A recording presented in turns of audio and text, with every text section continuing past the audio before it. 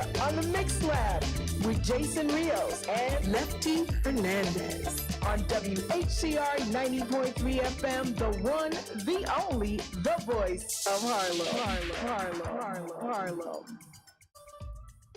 Don't touch that dial. Keep it locked on WHCR 90.3 FM, the voice of Harlem.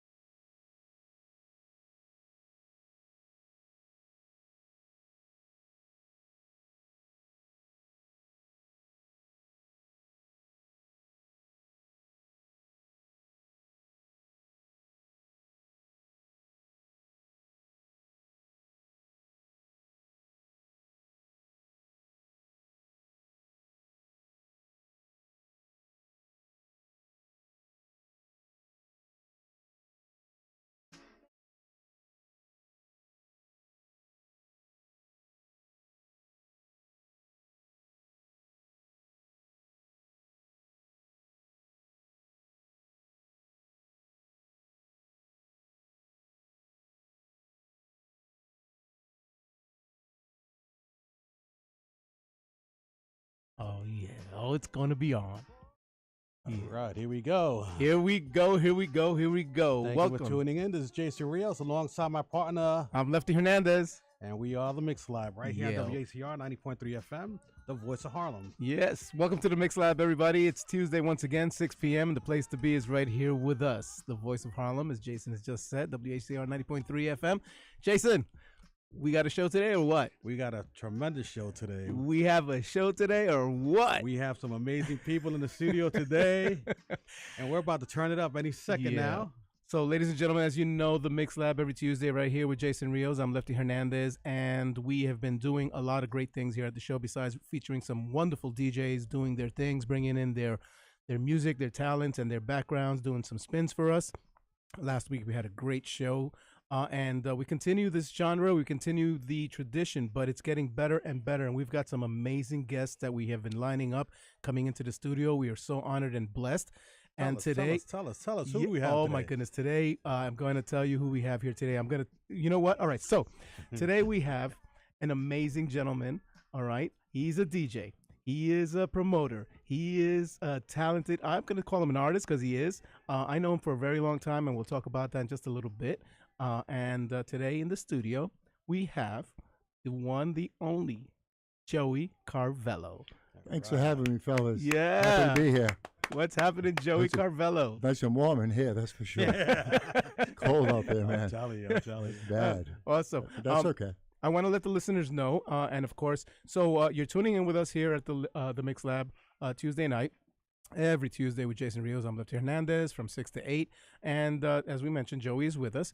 I have to just give you a little bit of information. So Joey is here, and he's got a great company with him. And we're going to just let you know that he's here. And we're going to also let you know that we'll find out more about him in a couple of weeks. Okay, but sitting with us in the studio along with Joey Carvello is another amazing, talented professional. I know this gentleman just as long as I know Joey. From the music business, the record industry. These guys are amazing people. So I want everybody to please also welcome David German. David German is in the studio. Now, David has said to us that he's going to stay quiet. And he's not going to say anything, but he is going to say hello. He is. He just say hello. Good evening, everyone. All right. Yeah, he's live, okay? So, yeah, he's definitely here. So if you guys are just listening, we wanted you to hear that he's here. But we will also tell you, what date was that? So Joey Carvello is here with us tonight. We're going to talk to Joey about Joey. And in a couple of weeks, back here at the Mix Lab. On February 25th. On February 25th, also Tuesday, of course. Our show's on Tuesday, February 25th. David German will be joining us again. And this time, the interview on that day will be strictly David German. And we're going to learn more about him and talk to him. And he's got so much background, as well as Joey Carvello has an amazing history and background in this business that we love, this business we call music. So let's get right into it, okay? Let's get right into the show. So once again, Joey, I love you, brother. Love you, welcome. Pop. Yeah, man. Welcome to the show. Welcome. Thank you. I'm awesome happy to be here. So, the fact that I know you, I know you as a record promoter. When I met you, you were with Atlantic Records. Yes. And we will talk about that in just a little bit. But I want the people to know you. I want them to hear from you, who you are and where you come from. So we're here in New York. A lot of us are all New Yorkers. We're all New Yorkers. But Joey, where are you from originally? Well, I'm a Bostonian. I mean, this is really crazy to be, the voice of Harlem from Boston. There you go. I love it. For a lot of reasons, that's crazy. From Boston in particular. How does a Bostonian say Harlem? Harlem. I'm in Harlem. I'm at the bar in Harlem. Come on up, guys. Come see me. Yeah. On the radio. Yeah, Joey's from Boston. But I've been in New York now since New York and Jersey. I got here in August 89. So I'm here long enough to, I got a jersey on and spent 13 years living in the city and still DJing in the city and worked in the city at various labels. Yep. But it all started for me in Boston. It all started in Boston. The clubs in Boston. I started in East Cambridge where, I wrote about this in my book. Mm-hmm. It was just, it was difficult to be an urban music fan in my neighborhood. Yeah. It was tough. I had to hide my temptations, my Four Tops records. Is that amazing?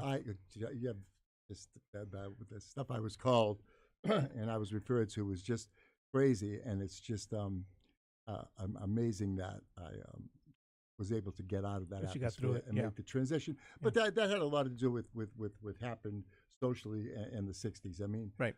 If you were into music, you were, no matter where you grew up, if you were truly into music in the 60s, then you were into Motown. And, right. And in Motown, let me tell you something.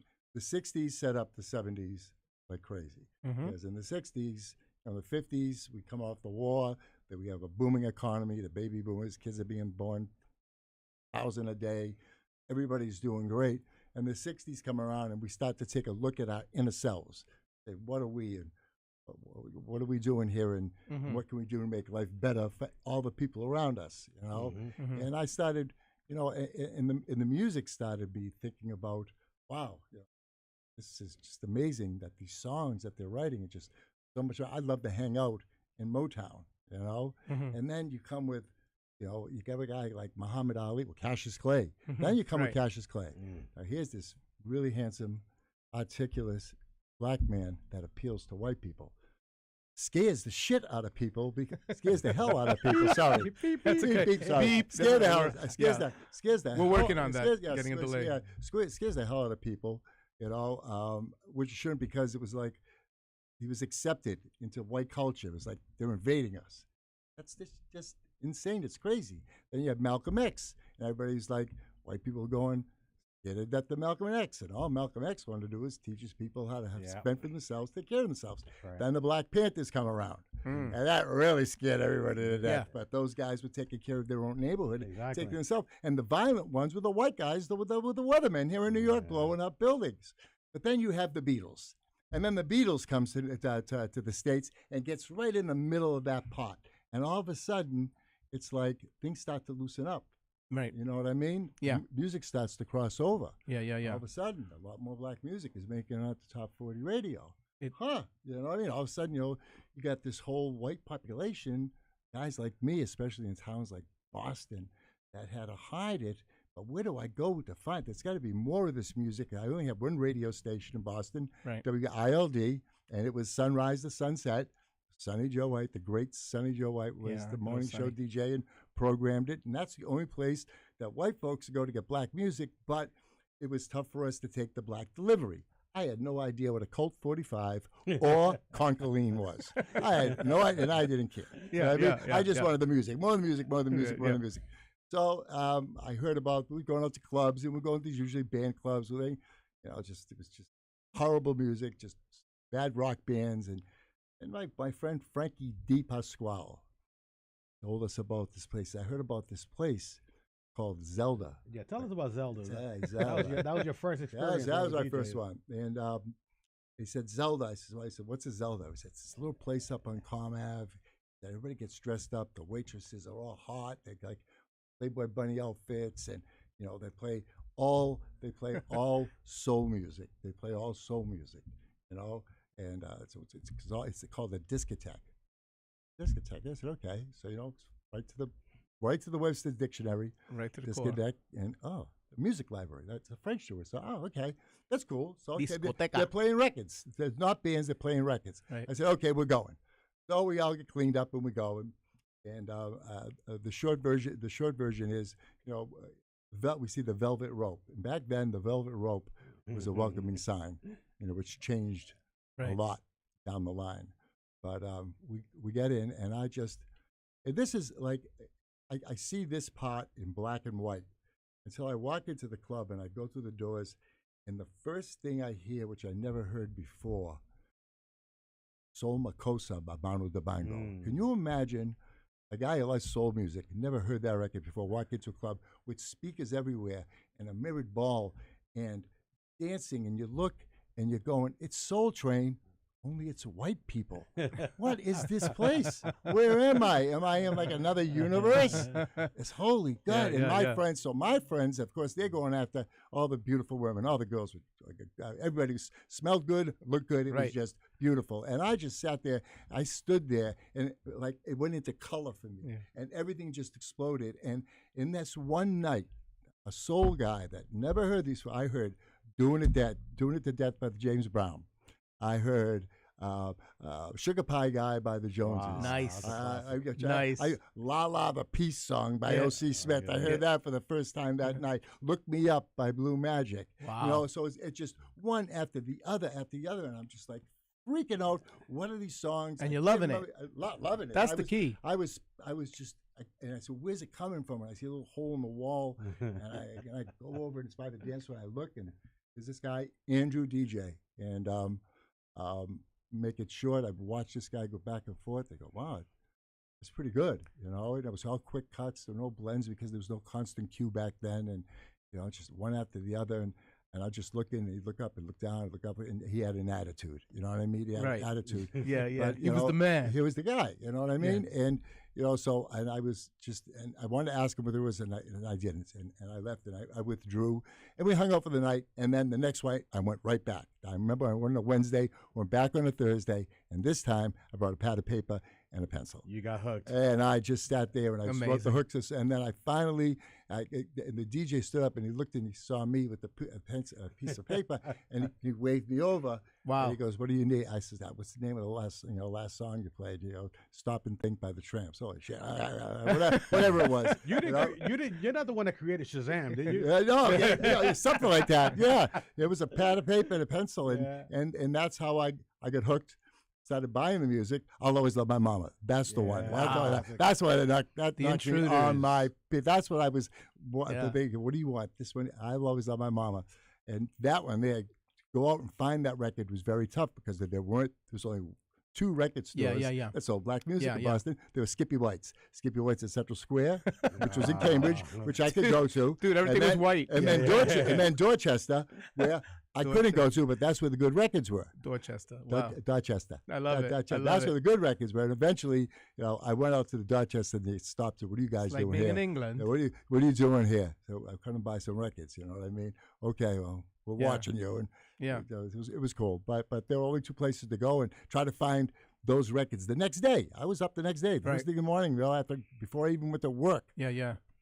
Go to the record store. And there it is. That's the passion. And that's how it all started. And then Amazing. I needed a job, and I auditioned, and That's awesome. No, it's great history, and thank you for that. And it's funny because I can relate to a lot of that because that's definitely when I first saw a DJ, I was like, what in the world is that? And I fell in love, and I was hooked. Same story.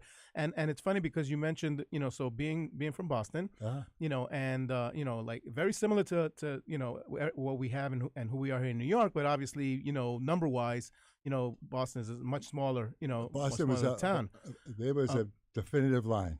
Right, but between also black and white in Boston. right, and so therefore, what was accessible to us was very limited, for you, and you guys were born into it. I used to come here to buy records. After I DJ'd, I come here and I get jealous. I hit BLS and go. Oh, well, the funny thing is that you mentioned being in the '60s and '70s and having a similar, growing up similar, right? So I remember for us, the New York radio stations were like WABC or WMCA, right? The good guys, and the top 40 was, you'd hear Elton John.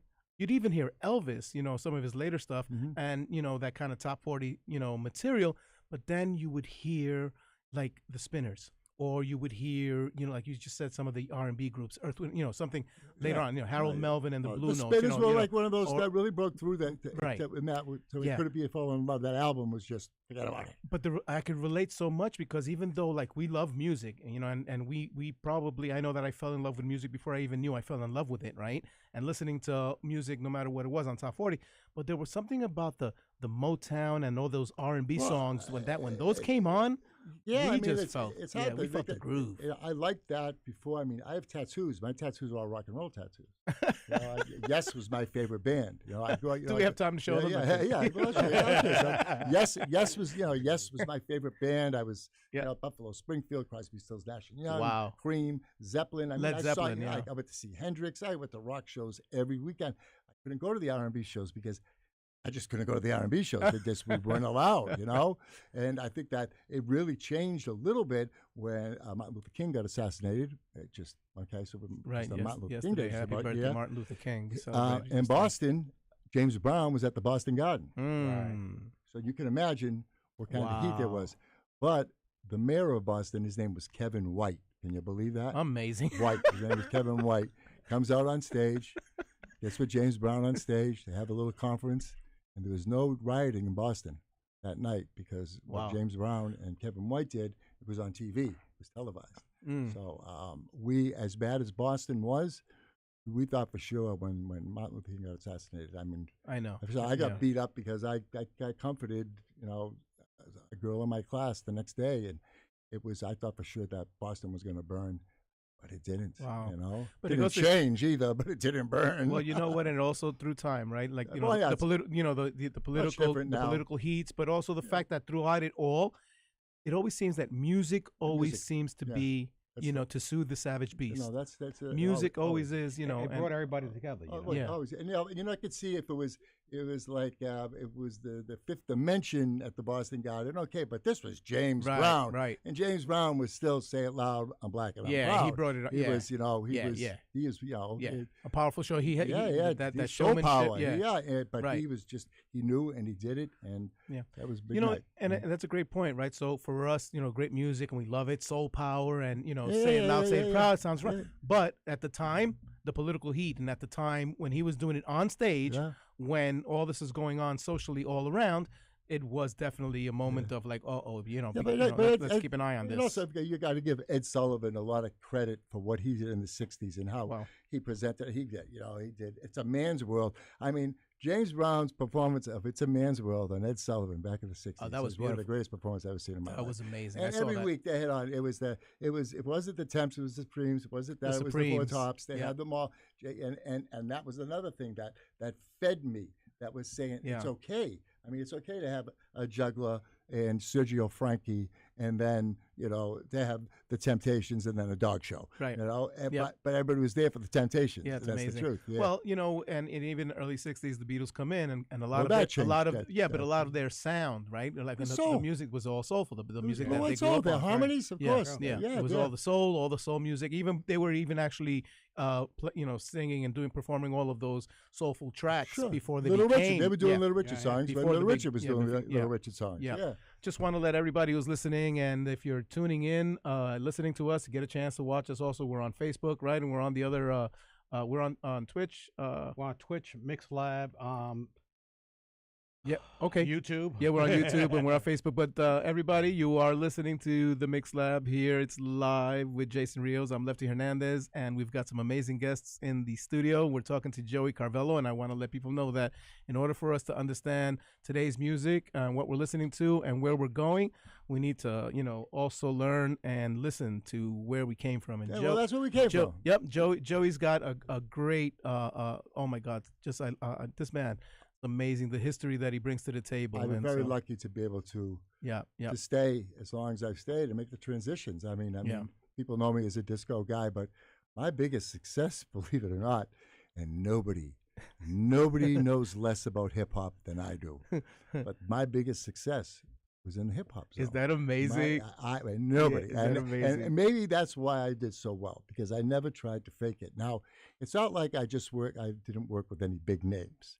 I mean, I worked shoulder and shoulder, arm in arm with Snoop, tight for 2 years, and and Cube, and Ice Cube. Yes, and then I went to Little John, and I got Pitbull, and in between there, there's Silk the Shocker, and all these real hardcore, tough gangster guys, West Coast. And the thing was, it was just as long as I didn't try, they accepted me because they knew that I could put them where they were never put before when it came to radio. Yeah.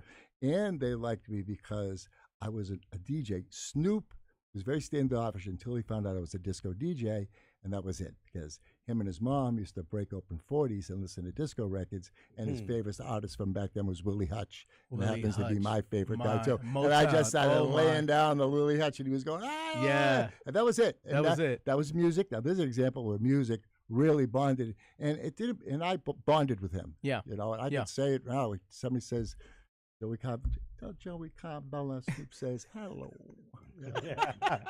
Listen, you know what?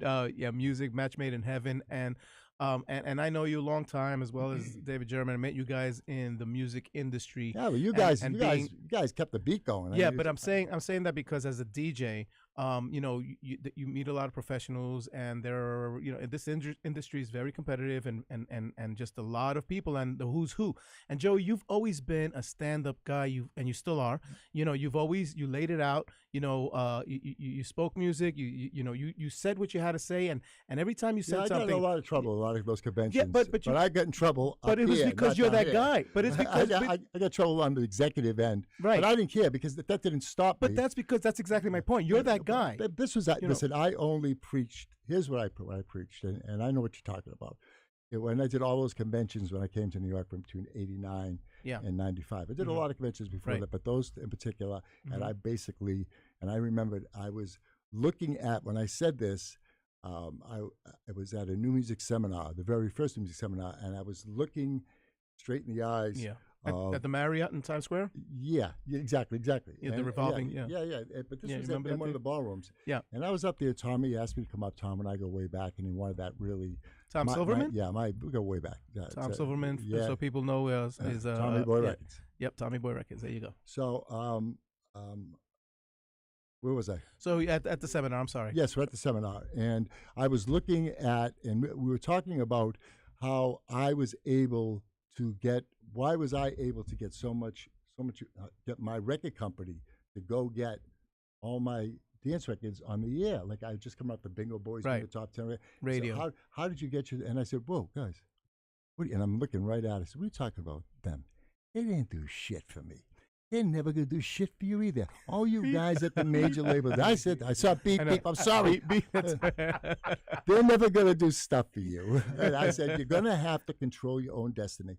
Anybody out there, this was probably 1990. I think it was 1990, 91. Yeah, that's when, I was coming off of the Bingo Boys, so it was 91. You came into Atlantic in 89, right? Yeah. So I mean, and I said, and I got a lot of heat for that. But the fact of the matter is that you had to give it to them on a platter.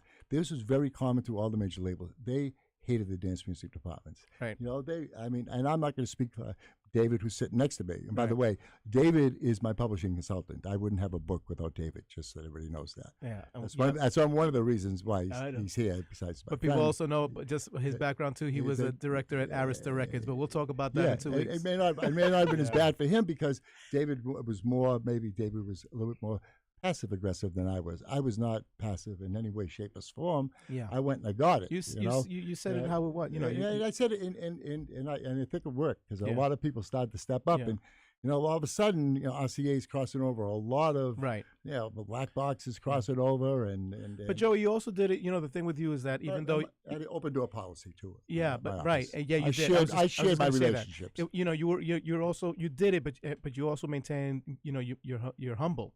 You're humble, you're honest, and and you never turned your back on anybody. No. People who came to see you, you said hi to everybody, and to let people know again. So Joey, when I met him, he was at Atlantic Records, but he has some history before that, and even and I want to talk about this too. The fact that even though you were at the record labels, and we'll talk about the other record labels too. I think we even did you for Vince Pellegrino. You and I were there. I worked for Vince Pellegrino. I worked at Sin. Yep. Yeah, at Sin. Anyway, and we'll talk about that too. But also the fact that even though you were bringing records to the radio stations here in New York, up in Boston, were you a program director? I was a music director. Kiss 108, but I had Kiss 108. I helped put together. That's the first crossover station. I helped put together the crossover radio panel. Here's your history, people. Yeah, didn't exist in 1989, 90, 91. Didn't come around until 1993 is when Especially we started to monitor. We started to monitor radio. In the meantime, I had relationships with about 15 to 20 top 40 radio stations that played dance music, whether it was for a mix show, or they had 1 hour, or they had 6 hours, or it was a 50-50 station. I was in with all those guys. They were not necessarily reporting to Billboard. They didn't make the charts. They were just making a lot of noise in their market because they were playing dance music. So at that time, the head of the charts was a guy named Michael Ellis. I know Michael Ellis. Yes. So Michael came to me. He said, Joey, he said, how many stations out there do you believe are pure crossovers? He said, I was, it's about 15. He goes, okay, let's start with them. When we get to 25, we'll start a chart. And that's how the chart started. I gave him the first 15, and the crossover chart started. And that's why Robin S., when I was working Robin S. at Atlantic, Atlantic didn't know I was working the record. I didn't tell them that I was working the record. Right. Well, Robin S. They didn't know because I didn't have any of the stations reporting it. And then when BDS came on, it just showed up. It was the #1 selling record. It was the #1 researching record. It was the #1 played record Atlantic. And they hadn't even touched it yet. Amazing. And two things. Tell people what BDS is. I know what it is, but tell people what BDS is. It's a Billboard data system. What it does, it tracks airplay. It's media-based now. Right. There's both of them. It tracks airplay. So when a radio station plays a record for more than 90 seconds, it gives you an impression. Exactly. And it'll tell you in real time. You can tell when your record's playing in real time if you want to. It was vital to the music business, and it changed the music business a lot. It sure did. Really, that was the analytics of the day. It made the independents have to go in the side door than the front door. Yeah, I hear you. So and also, you mentioned Robin S. and Big Beat Records, and that's Craig Coleman, that was his label, which was then were you part of the deal when Big Beat? I brought him in. I was a part of the deal. I was the deal. I signed Big Beat. Big Beat Records, which is an independent record label, and to be distributed through Atlantic Records. And then I wanted to put Robin S. on Atlantic, but Craig took it for Big Beat, which is okay. That's fine. Craig and I are still very good friends, by the way. And I want to share also I hired my own boss. So you have something Jason and you have something in common, and that's Robin S. So Jason. Yeah, I had the honor of doing actually 2 tracks. I used to work with Troy Bernstein out of California, and he asked me to, he wanted to see what I had, so he asked me, give me 2 tracks. I wanted to, I got this artist by the name Robin S. If she likes it, we'll use one, we'll we'll take one of the tracks. So I submitted 2 tracks. She took both of them. Really? Yeah, and the album was with Todd Terry. It was Robin S with TDK, TTK. It was on TK. No, CTK. That's CTK. the one of the artists that was with her. He did Okay, the I rap didn't part. know. I didn't see because Yeah. when I left Atlantic, the only other song I know that she had was a love plus love. Right. Love for love, which I delivered to Atlantic. So don't forget, I got Robin S from Champion Records in the UK. Right, Champion Like, Records. you don't understand. Champion was the label that I worked with when I worked with Critique back in '84 with the History by Mai Tai, and I had a couple of nice records. I with them. remember Critique. Yeah, I remember the small. Yeah, I remember well, them. Champion, we had a great relationship with Champion back in '84. That was a great label. So we had good records. Sandy B, was it? Yeah. Sandy B, right? That was on Champion. That was- I signed that. I love Make that the world song. go round. Yeah, I Make said the that World was by Go Round. Christine W. There you go. Christine W. So another I was great the head of artist. Champion Records for 3 years. Also, At after I left Goosebumps. Atlantic, while I was stopping by Sin, I was also the head of Champion. That's why we could never.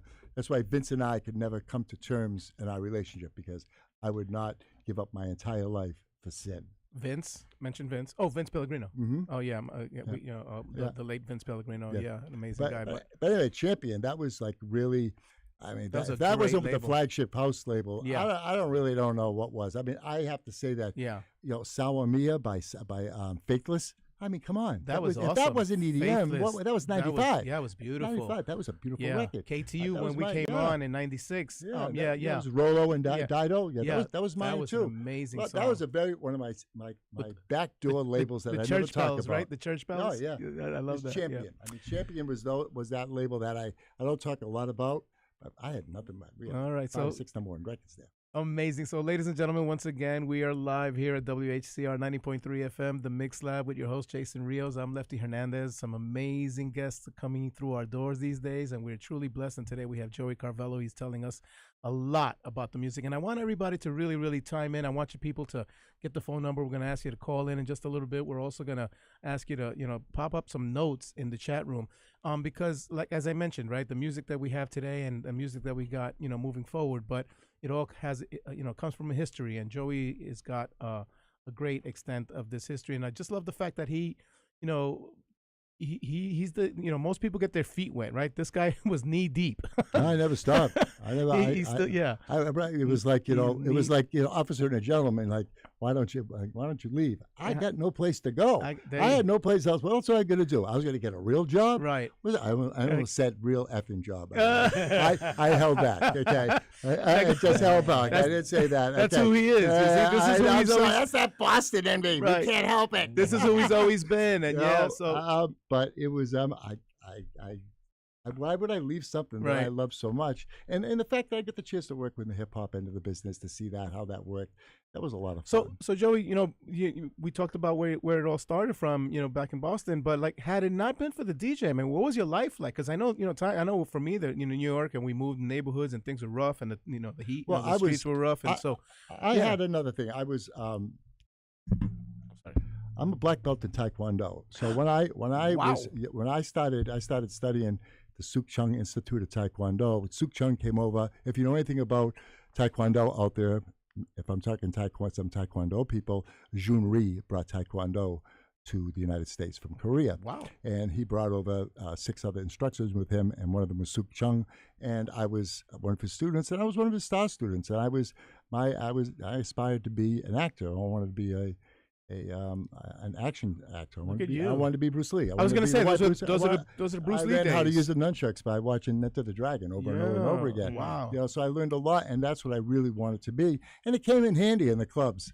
Trust me when I tell you. Yeah. Back in the day, we had a clean house once in a while. They called the DJ. Yeah, really. Well, I'll put something long on. I'll be right back. Yeah, right. Bang, boom, down the stairs.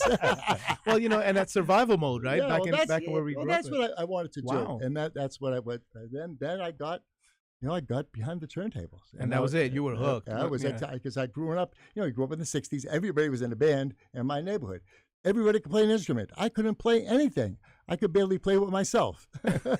I could not do anything. I couldn't play bongos. I had drums, guitars, anything. I couldn't play anything. So I was never going to be. All my friends were in bands, and I'm just carrying stuff. Yeah. I said, how am I going to be a star? Yeah. And I Yeah, DJ'd. that's amazing. And I DJ. So our show's from 6 to 8, but don't worry about it. In Italy right now, it's like midnight. So so it's okay. I'm so sorry out there. So it's okay. Oh, great! I just lost my chair. But send me the FCC bill. Yeah. Send me the fine bill. Sorry. All right. I just I don't know what happened there. I guess I got so excited. My chair just said whoop. Anyway. But being a DJ, so tell us, just to go back a little bit too, you mentioned the clubs. Tell us just some of the clubs you worked at. My first club was a place called Yesterday's Discotheque. It was the quintessential, it was what disco was back then. It was a dive. I remember going there to audition. And I went there during the day to an audition. And I walked into this place and I was like, who died? What is this, a morgue? Am I at a funeral? And it was disgusting. It was a rat ran over here somewhere. I said, don't worry about it. When we turn the lights down, it looks a lot better. I said, I would think so. So anyway, I came back that night, and they did. They turned the lights down. We had an aluminum dance floor. It was like 6 by 10 aluminum, 6 by 12 aluminum dance floor. It had 4 Bose speakers, 2 Rusco turntables. What kind of turntables? Ruscos. You could stand on top of them. You could push those my things. God, in. I never heard of that. Roscoe, right? Roscoe. Yeah, it was like a radio station setup. Yeah, exactly. Yeah. So and they had some lights, and. Wow! Play records. I said, and when I auditioned, I just looked better than most of the guys that were there. I just looked good. And you still had to audition, mind you. Of course, I mean, I made up. He says, "Tell me 50. You got any import?" And the thing was, "You got any imports?" Yeah. He didn't know what the fuck. He didn't know what the hell he was talking about. He didn't know what he was. He didn't know what he was talking about. And I knew that, so I made up about 15 titles. You don't have that? I'll play it tonight. Don't worry.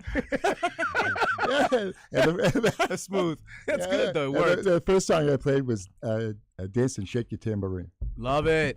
I still. You know what? I gotta. I didn't know what I was doing, bro, but I got through the night. My friend showed up, and I got $15 a night. That's amazing. You know what? So Thursday, I've got an event Thursday. It's my disco thing, and I play that song a lot. And you know what? In your name, in your honor, I'm going to play it this Thursday. Yeah, I love it. Great song. Nice. It was $15 a night. $15 a night. Get 3 free drinks and a little blow. So it all worked out. But that's okay. Now listen, I don't care. That's not a swear. Yeah. Let's get something straight. Ladies and gentlemen, if you're tuning in, you are listening to the Mix Lab. It is live. Okay, this is a live show, and it is definitely unrated. Today is an unrated show, so don't worry about it. Listen, with what we did in the 70s, as far as, let's talk about drugs. Let's talk about the drugs of the 70s and why it worked for us, because everything was so clean. Yeah. There weren't like 18 dealers running around, and they had this pill called the Quaalude. He just said everything was clean. I was going to ask you the drugs, right? The drugs were very clean, very, very clean. The drugs were clean. Very clean, very nice. And they had a thing called a Quaalude, which they took off the market. They were the Quaaludes, and it had no medical properties to it all, except for it just made you feel great. Yeah. Now, Studio 54 documents. They all talk about the Quaaludes. We call them disco biscuits. Right. Yeah. Oh my God. Disco biscuit. And we used to do a combination, and we wake up the next day, and we all had day jobs. I mean, I worked at Discount Records during the day. I ran a printing press for Boston Printing. You see another. Yeah, we all got up, and we all did work until I started making the big money, like $50 a night. Right. Yeah. Big time. Hey, big money. So you worked at a record store too. I worked Records. at Discount A lot Records. of DJs. It's funny. We have similar. A lot of DJs have that similar trait. Yeah, sure. You work at record stores. I was at the record pool. I was at a record store. And in clubs. So yeah. I was music. Then I became music director at Kiss 108. So I was a music director at Kiss 108. Wish I knew that. I wish I knew that back then. Plus I was a DJ in the hottest club in Boston. Right. And I was a Billboard reporter. I was one of the first 5 Billboard reporters in Boston. I'm one of the first 30 Billboard reporters ever. Yeah. Ever. And I still have. I believe I have. Our Bible is called Disco Files by Vince Aletti. Yep. They're reprinting it, by He's the way. in Florida, they're putting it back out. Yeah. They're putting it back. No, he's still here. Vince he's still is in here? the same condo he's been in for 50 years. Oh wow! And he's got a book too. His book, The Disco Files. I mean, if you're gonna buy the original in hardcover, $250. I was gonna say it's an expensive book. It really is an expensive. Someday your book will be. Yeah, I hope so. Yeah, it will be. I got 5 lists in there. So all these people talk like I'm the Godfather of disco. I know the disco. I said no. I say, yo, how many lists you got in Disco Files? Thank you. We don't have anything. Joey, Well, get out of here then. I'm glad you say that. I'm glad you said that because the fact is, though, a lot of people that do a lot of talking, right? And that's what they're doing. They're doing a lot of talking. But the fact still remains. Everybody knows, right? If you've got something like that, and that is prestigious. You're in Disco Files. Yeah, if you were there. Right. You were there. Right. You were but there. But doesn't mean that someone who wasn't there isn't a professional, doesn't know it well, isn't a curator. It doesn't. Get out of here. Right. I mean, I once again, I know less about a lot of disco than you would. I mean, I get surprised all the time. I'm always Shazamming. You know what I mean? I go out, I go out and see Johnny D. And what the hell's he playing? When you say Johnny D, everybody, Johnny DeMar. Johnny DeMar. We're going to get him. And I just have to Shazam. I'm going to call him up. What really aggravates me was Natasha Diggs. Natasha Diggs, if people know anything about the DJ culture, she is the goddess. Came from the Mobile Mondays family. Right. Thank you very much. Right. Ems. And we'll talk about that too. Yeah. And she, when she started playing, she was much younger than she was very young. She was in her 30s. And she's playing stuff, and I'm sitting there. Why don't I know this?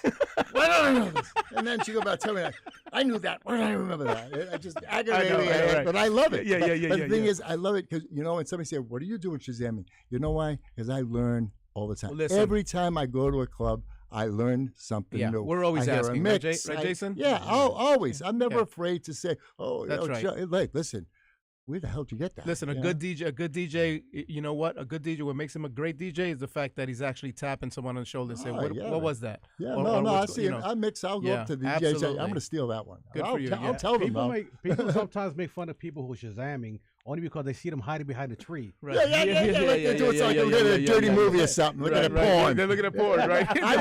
I didn't do that. I just went right up front. I would show her that I'm looking, and she'd smile. No. Do a little twirl. Look, your girl. Who you talking to on the phone? I'm Shazamming. Yeah, you are. Yeah, exactly.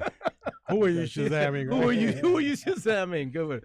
So it's funny because now, even today, there are times that I Shazam something. And my girl is looking at me like, "What are you doing?" I'm like, "Don't worry about it. You want this track anyway." Yeah. Right. The new stuff. There's so much great new stuff coming out too. Amazing. They make good records again. Yeah. I think so. Yeah, music-wise, right? There's a lot of good stuff. Imports, of course. I was just going to say it's all that. imports. It's always good. They're always going to give us. They're always going to give us our next big thing.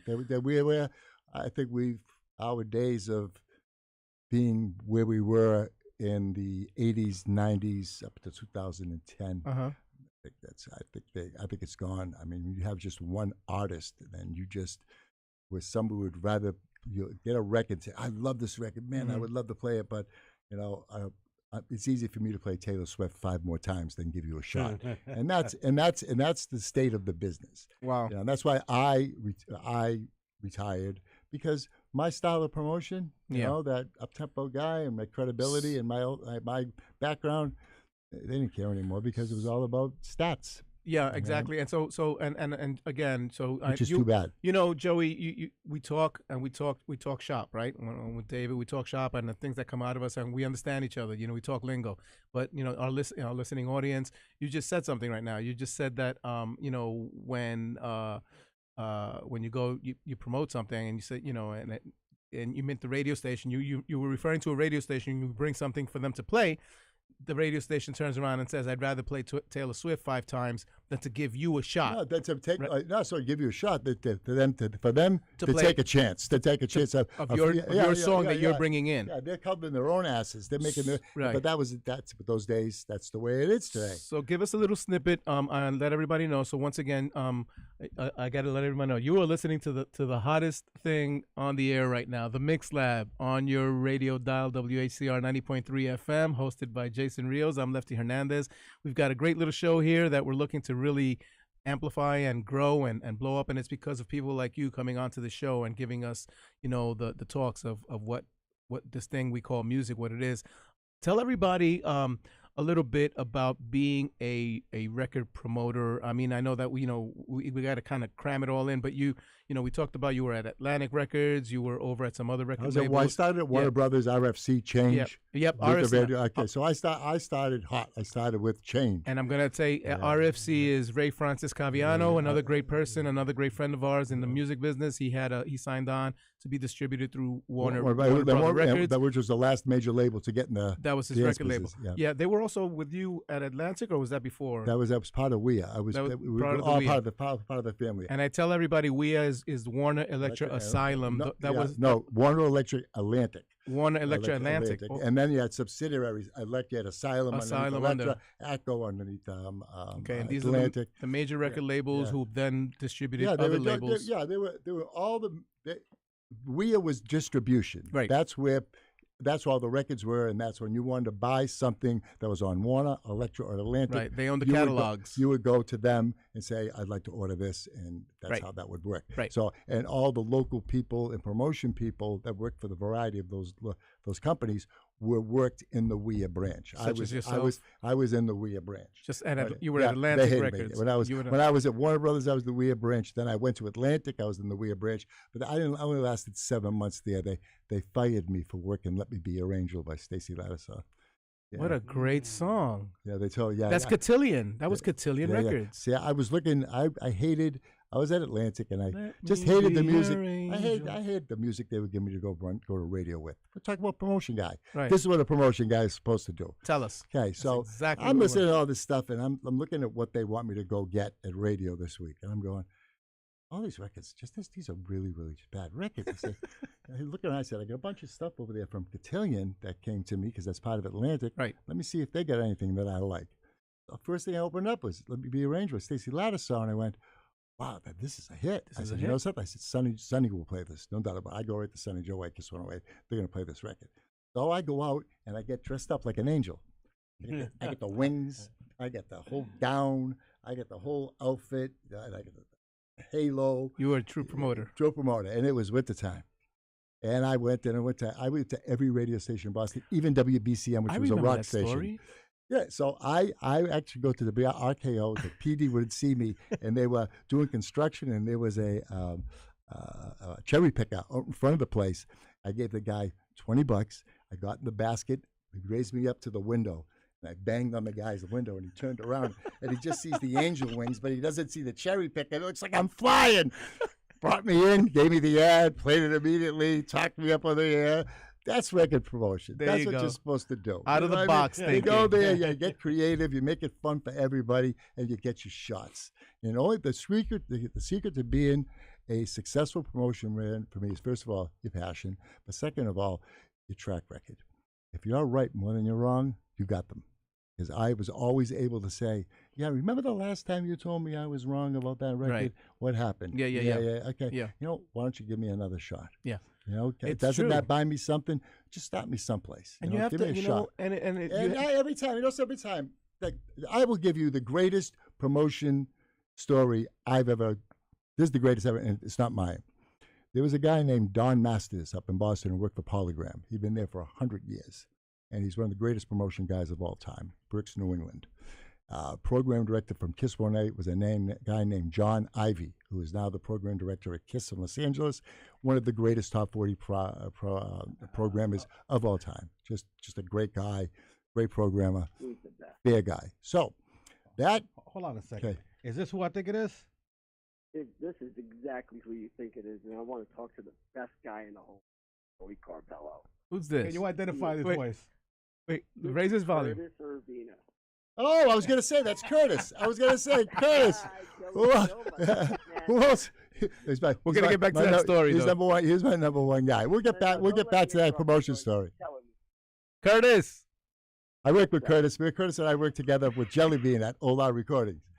We had such a great time at that label. When I started there, I was bowling about 120. I was about 160, 170 by the time we left there. Now he's a bowler. We were just taking those budgets and going to the University Place. The bowling alley was around the corner. We go bowling every day. Oh, my Bowmore. It gets so bad. Jelly Bean once said to us, our boss, Jelly Bean says, "Where you guys going?" We're going bowling. Can I come? Sure. Amazing. Yeah, so it was Curtis, where are you calling from, Curtis? Oh, I'm up in Connecticut, man. How are you, brother? I'm home. Good. I'm just Are you going through my snowbound? Practice, and so Joey was on, so I'm interrupting wrestling practice. I'm out in the hallway. Awesome. So, Joey, You're man. always there. have a Curtis good always there. shout out to you. That's a nice good Yeah. guy. That's why. Thanks. That's one of You're the big awesome. ones. You know, I was thinking about it Good just people. yesterday. I was just saying the fact, we've been doing this lately, all of us, coming together, coming across. Curtis Urbina, ladies and gentlemen, Curtis Urbina. He was on the show with us several weeks ago, and welcome again. Welcome on the phone, Curtis. You're one of the best Thank tops. you, guys. Love you, Thank bro. you.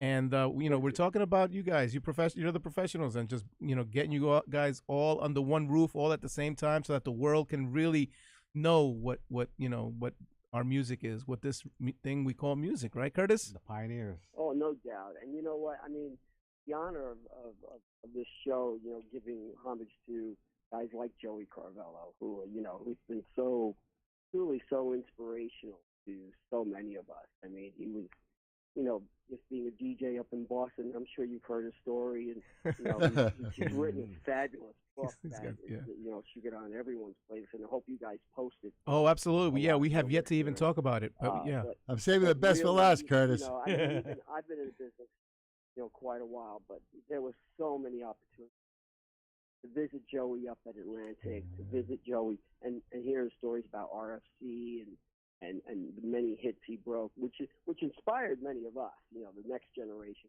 of promoters and stuff like that. And no matter what, man, one of the things I always remember most, whenever I had a question, and thought like, who can I call?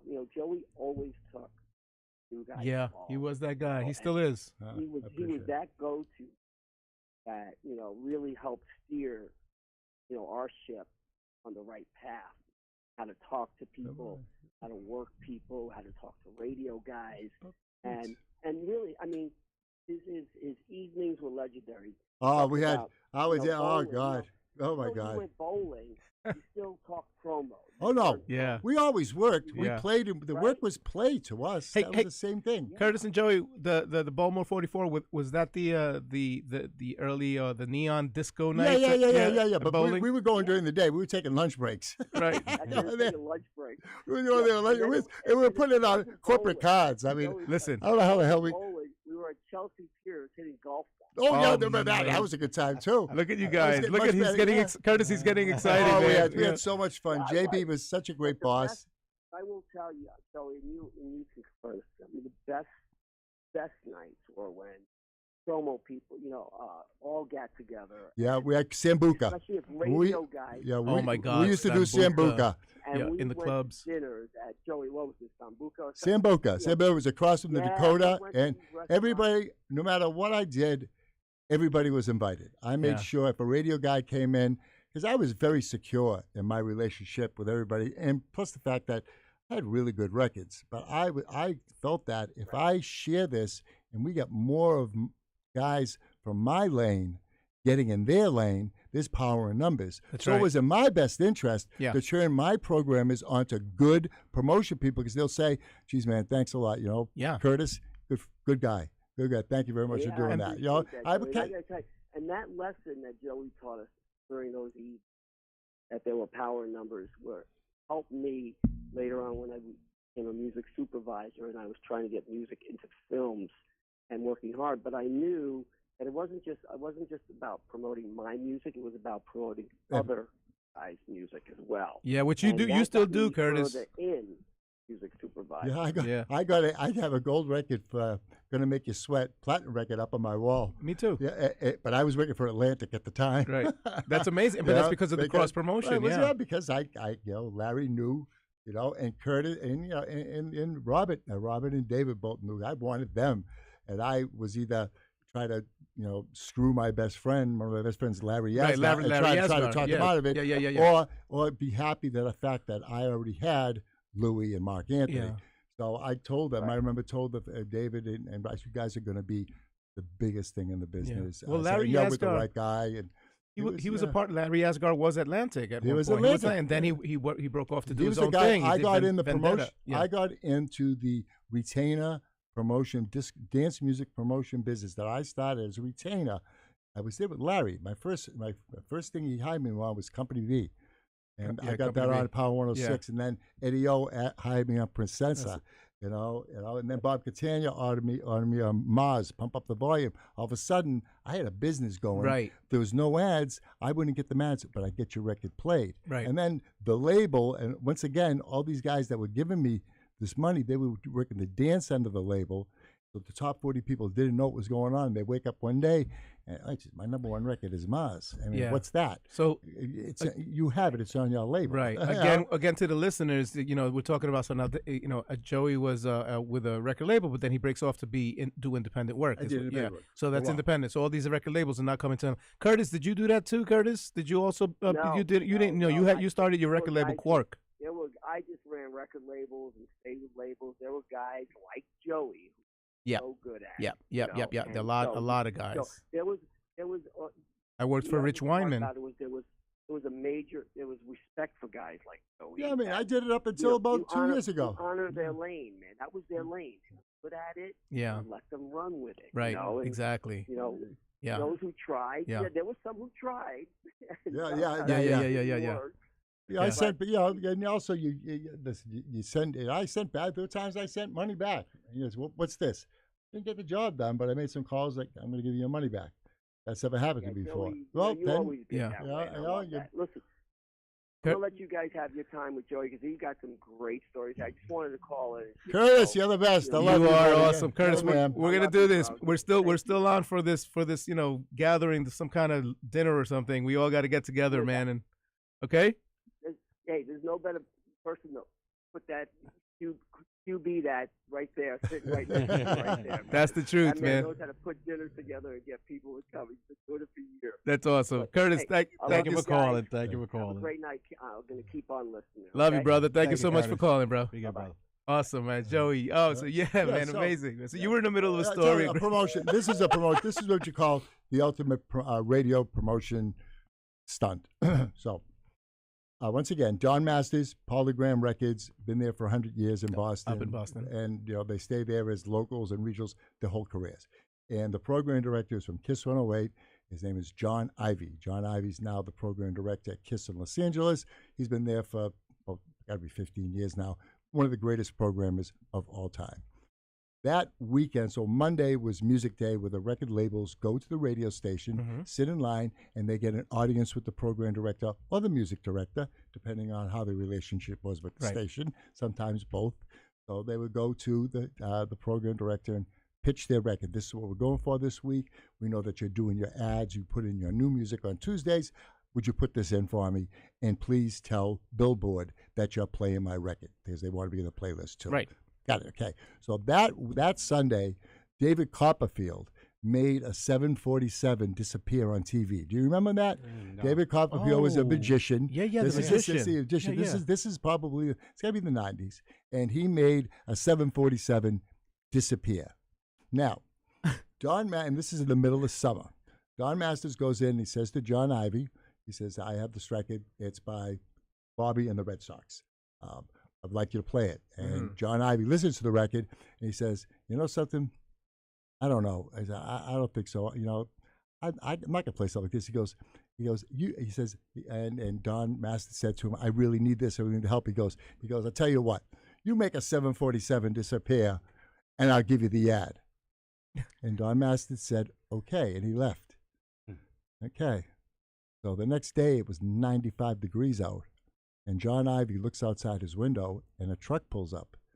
And out of the back of the truck, a guy pulls an ice sculpture of a 747 out. Leaves it in the sun. The 747 disappears. The guy gets the ad. Yeah! That's promotion. That's a great story. That is awesome. That's promotion. There You you can't go. make that up. That's You don't make that up. ingenious. I have 100 of those. That is ingenious. Yes. Excuse me. And that is You amazing. don't do that. They don't do that today. Today, they don't do Yeah. that in the music business. Yeah, no. Today I it's feel a bad totally, for the yeah. guys in the music business. I Yeah, have a lot they- of friends that hate going to their job. The fun's What not a- there anymore. what- You know, what there's a a lot sin. of a lot of great guys. And so many of us. And there's some people that we want to bring up here. You mentioned, we just had Curtis. Brad LeBeau came up here to say hi, and he's Yeah. another great guy, and I'm gonna Yeah. bring him. I'm gonna bring him in here too. Yeah, I but gotta- Brad I started gotta with call- me. His very first time he Yeah. ever DJ'd, he was going to But- school in Boston, Yeah. and I gave him a gig at Monterey Yeah, yeah. Clubs. He told me that. And I didn't know that. He was You on know, a Brandeis, I yeah. believe. Yeah. He's another Great amazing guy. person, and he shared some story. And the thing, and I say that because these Great are the guy. guys that did things like that. The kind of ingenuity. You know, I was blessed to be in this business and work with all you wonderful record promoters at the record. David German was at Arista Records Yeah, before that. David He was was at great. he was at Columbia Records. David's a fax guy. yeah, He could tell you. yeah. on- Oh, yeah, on yeah. April 4th, Yeah. Yo, he's 1975, detailed, at yeah. 3 p.m., Yeah. so-and-so did this, and so-and-so did that. But according Yeah. to that time, and it just drives, You know, and I love it. And You know I'm what I gonna mean? I'm gonna drop names. I mean, some of my favorite, like Leslie Doyle at Motown Records. oh, she's She was great. amazing. But then came Dave. Leslie was yeah. at Electra too. Don't forget, she was upstairs at Electra. That's right, She, yeah. Groovers. She did Groovers in the Delight. But that was She was Delight. Yeah, she broke that shit. But man. that came, Sorry. And also Dave, who was also at Motown. Costanza. Dave Costanza down. Yes, Yeah, another Dave good man. Costanza. Yeah, a lot of great people. Joe Heck at RCA. Joe's still doing the Joe- indie thing. Yep. Joe's A doing lot of the wonderful indie thing. people, and before him was I forgot his name, but I'll get it. Anyway, some great people. But you've got some great story. You told me a story that I recalled some of it, and I want you to share. And then we got to talk about the Yeah, Boston talk the about book. the book. Yeah. That you being at Atlantic Records Mhm. and Ahmet the Mr. Gerdigan. Yes. no, Ahmed the- Gerdigan. Ahmet Gardigan, who was the owner of Atlantic The Records. chairman, Now, he was the and people, founder. and if you don't know who that is, all I need to tell you is go watch the movie Ray, which is about You'll see the Ray that's Charles movie. That's a pretty good portrait of and the of guy Mr. Gerdigan. the guy who plays the owner of the label, that's who we're talking about. And that's and I say that because we're here with Joey Carvello, who worked at Atlantic Records, and this guy who was once telling Ray Charles how to put some notes together or put some songs together for his label Atlantic Records, which was not doing very well at its time, and the things they needed to do to blow it up. They were a jazz label. They wanted to cross over. Right, and so Joey has a story about how Ahmet would call him up and say, "Hey, I got Mick here. No. I'm gonna send Mick over." No, the first one was he said he calls me up. He says, "Joey." Some great I stories. said, "Hi, how you doing, Mr. Erdogan?" He said, "Call me Ahmet." I said, "I can't do that, Mr. Erdogan." Okay. So I'm going to send Phil down, help him out. Okay. So all right. He did it again. Sorry. Beep, I'm beep. sorry. I'm sorry. Who the, No, he said it far enough. He said, Who the hell- "Who the beep is?" I'm so sorry. That's okay, Joey. That's Who what's the hell making the is show Phil? great, I'm man. sorry. Who the hell is Phil? And 2 seconds later, Phil Collins pops his head in the door. And There he's you got go. a record he wants me to do a mix on. And then we ended up watching Japanese porn for about 2 hours. Oh, what a trip! What a trip! That's the God's honest We're still truth. trying to keep this Okay, cheap. I'm sorry. but again- Anyway, so I did what I had to do I with love it. with Phil and run a remix and something.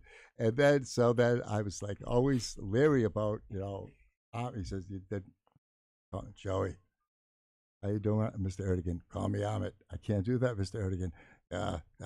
I need you to do something. I want Frankie to sing lead with the Manhattan Transfer. Make it happen." You hear this? Hey, click. Frankie who? Frankie. Who am I going to get? Frankie who? I went, Frankie. You get a knock at the door? No, don't knock at the door. It's Frankie. Frankie. And then Frankie Valli. Oh, I said nice. Frankie Valli because I know that there was a Frankie Valli was in the Yeah. it was in the building, and I'm a Frankie Valli fan. I've never met him. Just want you to know, excuse me, my Nancy's listening. Hmm? Okay, and you heard what he just said, right, honey? He just Frankie Valli. Frankie Valli. So we could never She get loves it. Frankie. Yeah, I love it too. We could never get that together. And then he called me another time. He called me, so he got me twice. Then he called me a time. "Joey, how you doing, Mr. Erdogan? Call me Ahmet." "I can't do that, Mr. Erdogan. I'm sending Mick down. Help him out." And I knew who that was. That's for sure. I'm sending Mick. By this time, you were used to it, right? By that time, I was ready for Jagger. He came in. We Mick sat, Jagger? we talked, yeah. What was he like? He was so nice. He was such a gentleman. He was such a dance guy. Talked about "Miss You." He talked to Rod. He said, "I don't know why Rod's so mad about. Do you think I'm sexy?" He's It was Rod like, Stewart. He's referring to Rod Stewart. Yeah, because I worked that record too, and he was just a very nice guy. And that night I went to see him at Radio City, and I sat in between Ahmet Ertegun, and Doug Morris. Amazing. Which was really great. Also, they took me to see The Who, do Tommy at the Radio City in between Mr. Ertegun and Doug Morris. They really took me under their wing. Amazing. Until I brought Craig Coleman in. And then that day there, and I don't want anybody freaking out about this, okay? I got out-Jewished that day severely. Here I am, this Goomba. You know what I mean? I'm walking in the first of all, I got this synagogue Jewish guy, a boss of mine, Jewish guy, big, powerful Jewish man. And I'm sitting there in Goomba, and he's like barely hanging on. And I walk in with a 26-year-old kid who went to the same college as him, Brown University, Jewish, whose father owns tennis courts where Doug plays tennis. What do you think happened next, guys? Wow. I hired my own boss. You're referring to Craig Coleman, right? You're referring Craig Coleman. Craig Coleman. And we brought him. And the thing is, the meeting was just going to be. Before the meeting, I wanted Jomanda. I wanted to sign Jomanda. But before I brought Craig in to meet Doug, I went into Doug. I said, "Look, I did this Tara Kemp record for him. Hold you tight." I promoted that. I found that record through Ralph Tashin, an independent of the West Coast. Yeah. That's how I met Craig. I got him all his radio stations, and my ex-wife Dorothy got it signed to Giant Records. So I already knew Craig's potential. So I brought it to Doug when Craig is on his way up. I said, "I want to buy his label." "What the hell are you talking about? You can't drop this on me right now." I said, "Doug, spend 15 minutes with this guy and let me know." So I introduced him, left him alone. 15 minutes later, I hired my own boss. Yeah, amazing. Yeah, he came in, and my DNA will be on Atlantic Records eternity. There you go. So, and Doug Morris, to let everybody know who Doug Morris is. He was the CEO of Atlantic, and eventually went to Universal, Excellent. And he's retired since then. Amazing. But that was all part of the inner workings of labels, right? You know. And you're amazing, Joey. It was a great experience. I know. I'm very lucky. I say that, so I got to say this, all right? Again, everybody who's listening, you know, all your comments, please keep feeding us your comments. You're listening to Joey Carvello on the Mix Lab right here on Tuesday, WHCR 90.3 FM, the voice of Harlem.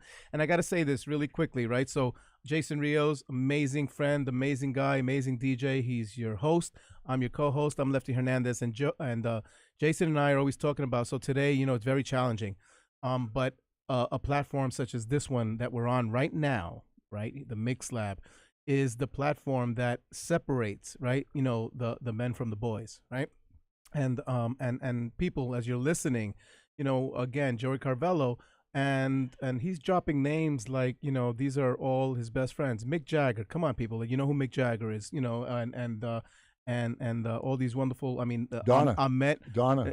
I was very, very, very, very close with Donna. Donna, Donna. Tell everybody who Donna is. Donna Summer. Donna Summer. Okay, and you know, and so Boston Thursday. Girl. Yep. And we're gonna do a disco thing on Thursday, and it's all about those wonderful classics. And I say this because of the importance, right? Jason and I are always talking about, like, how do we, you know, separate ourselves? What do you know? And it's people like you and letting everybody know, Definitely. You know, the history, you know, of what's been done before and where we're at now and where we're going. And I'm always talking about revamping, you know, us and getting together, because I'm a true believer that what happened in, you know, music today's. Everything that you could reflect back and look at music, real music history, the Whitney Houstons, okay, right, David? Okay, who was on Arista Records, you know, and David was Arista Records for me. And when I say, like, when Joey says, you know, my records, he was the guy at Atlantic Records that brought in these new artists, put them on the Atlantic label, brought them up to the radio stations. The radio stations played them, and these are the hits that we all recognize, the top hits of the 80s, the top hits of the 90s, and these are the, you know, and I really am a true believer that, you know, the music makers, you guys, the veterans, the pros, and that today's world needs a little shaking up. It was easier to do in the 80s and 90s. Yeah, but it still needs a little shaking up today. And, you know, the problem is it's songs. I mean, hits aren't produced. Hits are written. Hits, they're written. Right, they come from the soul. They're written. You can't turn chicken crap into chicken salad. You can't do that. You can't take a bad song and make it a good song because of great production. Because of a mix. It doesn't happen. You know what I mean? You can't preach. You can't make preach, Joey. That's exactly what we want to hear. You can't make a bad song a good song because you add Jay-Z to it. It doesn't work like that. You're You know what I right, mean? you're right. It doesn't work like that. It's got to be written, and then it's so much easier to produce something that is written well, that they come out like boom, outrageous. And there's still people that are doing that.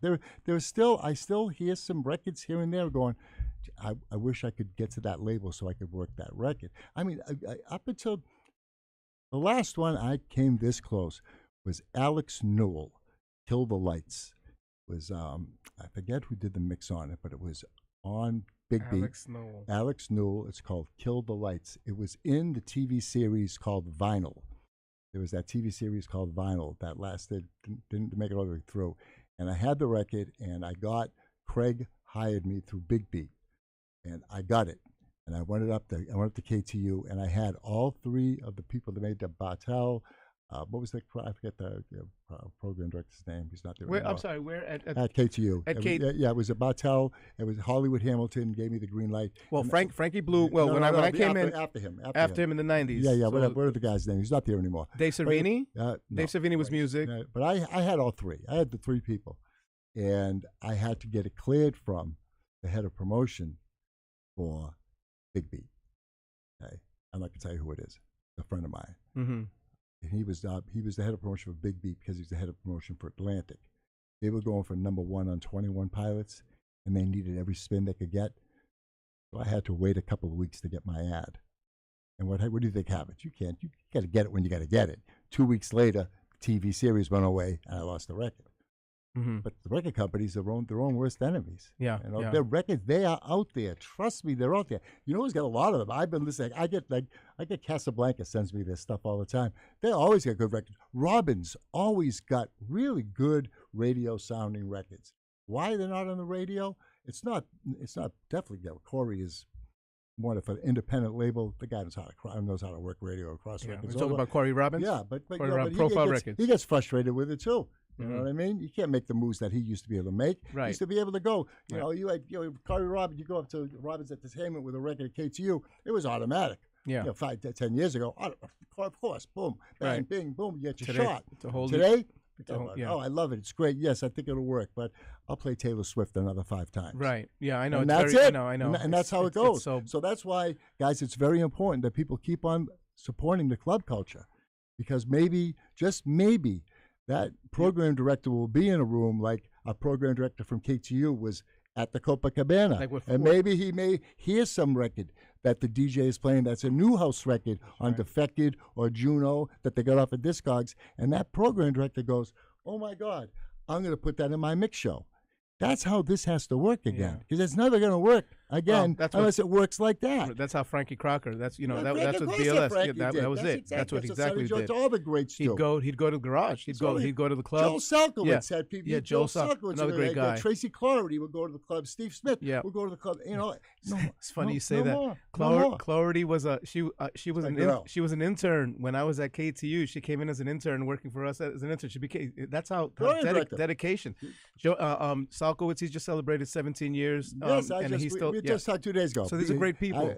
Big BH, they call him. Blowhard, Joe Salkowitz. But it goes to show you, we talk about all the time the productions and things like that, right? Jason and I were always talking about, the productions and as far as, music and today and the challenges. Amazing. Guys, it's great to remix some stuff and have those new mixes. But when you put much of that fucking beep, guys, I put too much. Yeah. Ladies and gentlemen, I'm so sorry. He's a natural. He's from Boston. All right, all right. So, but sometimes when they do these remixes on the classics, they just put that big attack snare on it, just to give it drives me crazy. Well, music is nowhere compared to. I'm gonna say something, and you know what, and we need to say it, and that's what this is for, right? The platform to say it. Yes. You and I come from. We're big on the disco days again. So this Thursday, I've got my after work disco boutique, 100% disco, all the original classic disco. I got to be honest, a lot of talented DJs out there who I don't know why. Help me understand why they will take all those disco classics and play all the classics that had the 4-on-4 laid right behind. You know why? So it's too They're easy. Lazy. I was just going to say that. They're lazy. So sweat. please help me I understand. sweat. We just did a thing with Jelly Bean. Jelly Bean and Dave saw this. And I had Jelly Bean come play 45s with me once. He'd never do it again. He says, I was sweating. He says, I was tired. Records were running out. I can't. How the hell do you do it? And that's why people say to me, why won't you go electronic? You could be working all over the world. Everything is quantized. Vinyl then, vinyl now, vinyl forever. It's the way I play. It's how I go. I saw you last week on a Zoom. You were on with Jelly Bean Benitez. Yes.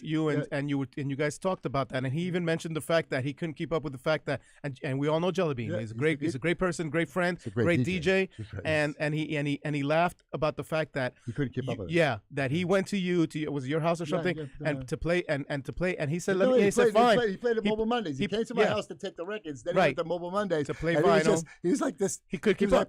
He's looking. No, and Jason looking for me and waving. Come here, save me. So Joey, Jason, greatest DJ ever. Jason, right here in today's in today's club, he's a workaholic on the turntables. The guy's like, it's like he makes you dizzy because he just doesn't stop going from one thing to the next, which is that's he's working the music, right? And you just said it, and Jelly Bean and you, these try really spinning.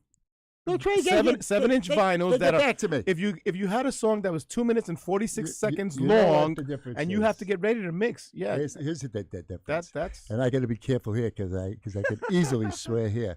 The difference between the 45s and the 12s is this: it's like sex. Okay, the 12. Remember where you are. Okay, the 12-inch. We got children listening. On the 12-inch single, you've got an intro and gives you some foreplay. Okay?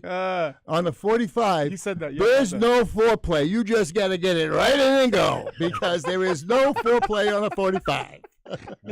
Ladies and gentlemen, Joey Carvello from Boston.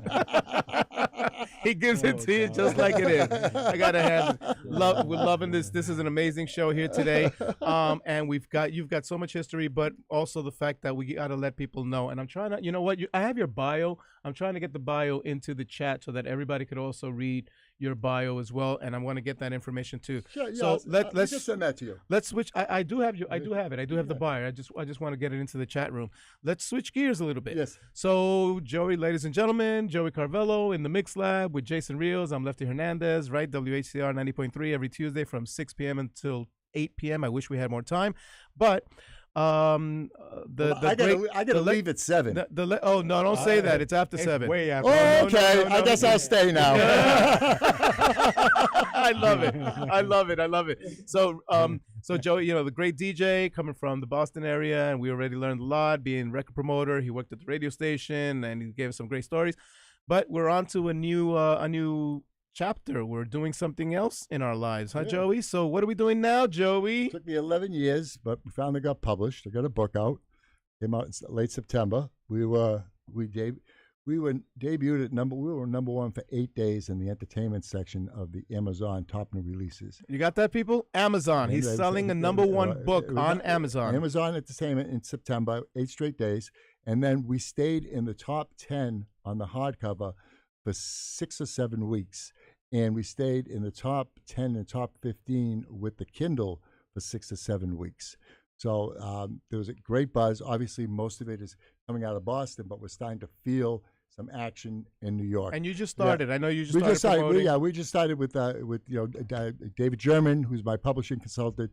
He's a guy who's really set this up for me, and we're getting the social media. We have a huge social media campaign going on right now. So you'll start to feel what's coming. And so let's. It took 11 years for me to write it. It's 100% authentic. Well, it says. Tell everybody what we're talking about. We're talking about the Boston Hustle. All right, my book. It's up there, and it's called. And it says the hairspray, the cologne, the disco, and the betrayal. And look on the screen. You can see that we're live. Jason put it up on the screen along with you. So it's a true story about I think that. People, when you say disco to somebody today, 30s, 40s, in the 50s, everybody thinks Studio 54. And I don't think that's not a bad thing. I'm not 54 was 54. 54, a lot of people think that 54 was good for disco. I don't I'm not going to agree with that. And I hear you. If we had time, because we get into it too. I understand that everybody knows that the whole world, the United States, the whole world knows Studio 54. Yeah. But David, and I, and Jason, this is not what it was. I want them to know what, like rock and roll wasn't the Beatles. Yeah. It was Little Richard. Well, it's New York. It's the garage to New York. The garage that's a great example. But I don't want to diss Studio 54. It's just that what happened was we had this very. I'm listening. We had disco changed the social fabric of the world. Before disco, black clubs, white clubs, Hispanic clubs, gay clubs, lesbian clubs, whatever clubs. Then disco came around, and it took about 2 years. But it took about 4 years. 74, from 72, 76. All of a sudden, 76, it all came together, and it all came together with Donna. Love to Love You, Baby. It just drew. The sexiness of it all drew the world into our world, which was okay because the people that were coming into our world, they knew if you're going to come into our world, you have to love this music, you have to abide by the dress code, you have to stay out of trouble, no drugs in the bathroom, have a good time. That's it. And they were letting in, and this was new in 76. They weren't carding every single person who walked in because of their color. People, I go into clubs and watch 15 people, white people walk in, not get carded. Black guy comes in, boom, carded. Oh, you need 2 IDs. I got 2 IDs. Oh, I'm sorry, you need 4 IDs. I'm sorry, your laces are the wrong kind of laces. We can't let you in. We fixed that. We fixed that, and that made disco come on in. You open the doors. And then all of a sudden I see on TV Dan Rather come on TV. I remember that interview. And he's going, there's a new music. Peter disco. Brown, right? Yeah, there's disco. Yeah, disco and Studio 54. And I just looked at my first ex-wife and said, that's it. Our lifestyle as we know it in the club, our culture is going to change. It's going to change drastically. And 54 helped changed it drastically. It made it seem like we weren't welcoming you in. We thought we were special. 54 made people feel like they were intimidated by disco. They weren't good enough to come into a club. Right. They wouldn't let Nile Rodgers in. Right. That's from Chic. They would not let Nile Rodgers. That's why you wrote Le Freak was supposed to be. That's the right. F word. That's right. They didn't let. That's right. I remember. They did not. So they made the Velvet Rope was now no longer a welcoming sign. That hurt us bad. Well, a lot of clubs also in New York later on followed that trend of being selective and that velvet rope. It was very intimidating. That's what gave Steve Dahl, the rock jock from WLS in Chicago, the platform that he was looking for the disco sucks and to do disco demolition. To destroy disco. Now, I'm not going to give away who was really responsible for disco demolition, but the real responsible parties are in my book. Okay, so again, back to your book. It's called, all right, so we got it right there, right? The Boston Hustle. Called The Boston Hustle, and you wrote it. You said it took you 11 years to write. To pull it all together. You just released it, I know, so we got together, you, David, and I, we got together, and we did a small little book release party, and we're going to do some more. Yep, and we did one up in Boston. We had a great time. John Luongo, by the way. Is another great DJ. He wrote the foreword. Another great DJ. John is my mentor. He's my mentor, so he really tears me up in the foreword. It's very, very funny. Is he listening to us? He's down. It's not War and Peace, and the feedback so far, I've had nothing but 5 stars on it. And it's fun to read. The only complaint that I get is this: it's too short. That's because I'm working on the next one. Okay.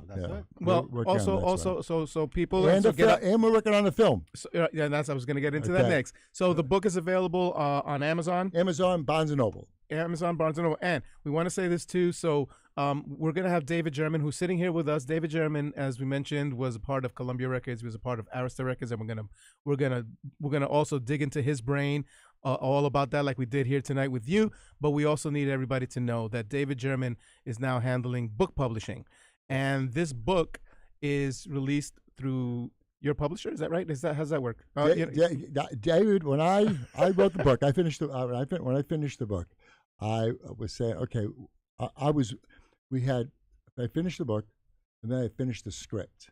The script was out there, and I was getting a good buzz on the script. Screenplay? A screenplay, yes, a screenplay. Okay. And I said, okay, so let's get the book out. And I said, what do I do? And I'm asking myself what I do. And I forget who I was talking to. And somebody said to me, Dave, I said, Dave German, he's in the publishing business. That's right.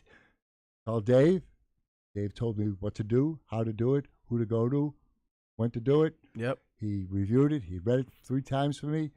And if it weren't for Dave, I wouldn't be published right now. I got to tell you. And he's been with me all Yep. the way, Yep. all the way through. He's been booking stuff for me. He's and here he's now. just been fantastic. And he's been Yep. we were friends before, Yeah. but now this is a great business relationship. And I Dave will be with me as long as I'm writing books. He'll be with me. and I will say why these things happen is Keep it in because the family. my too. experience with you guys is the fact that you guys are those professionals that when you say something, it's 50% done already. Oh, no. You guys are definitely go-getters. You guys are guys of action. Well, that's the You thing. guys- People like, with the book, people say, a lot of people talk about it, and then you do it. Yeah. And that, even like John Lewang was like, how And the he's hell- always writing. Yeah. John's always writing. And John is my biggest critic. He goes, how did you remember all this stuff? Right. He says, how do you? It's He not says, I easy. know you.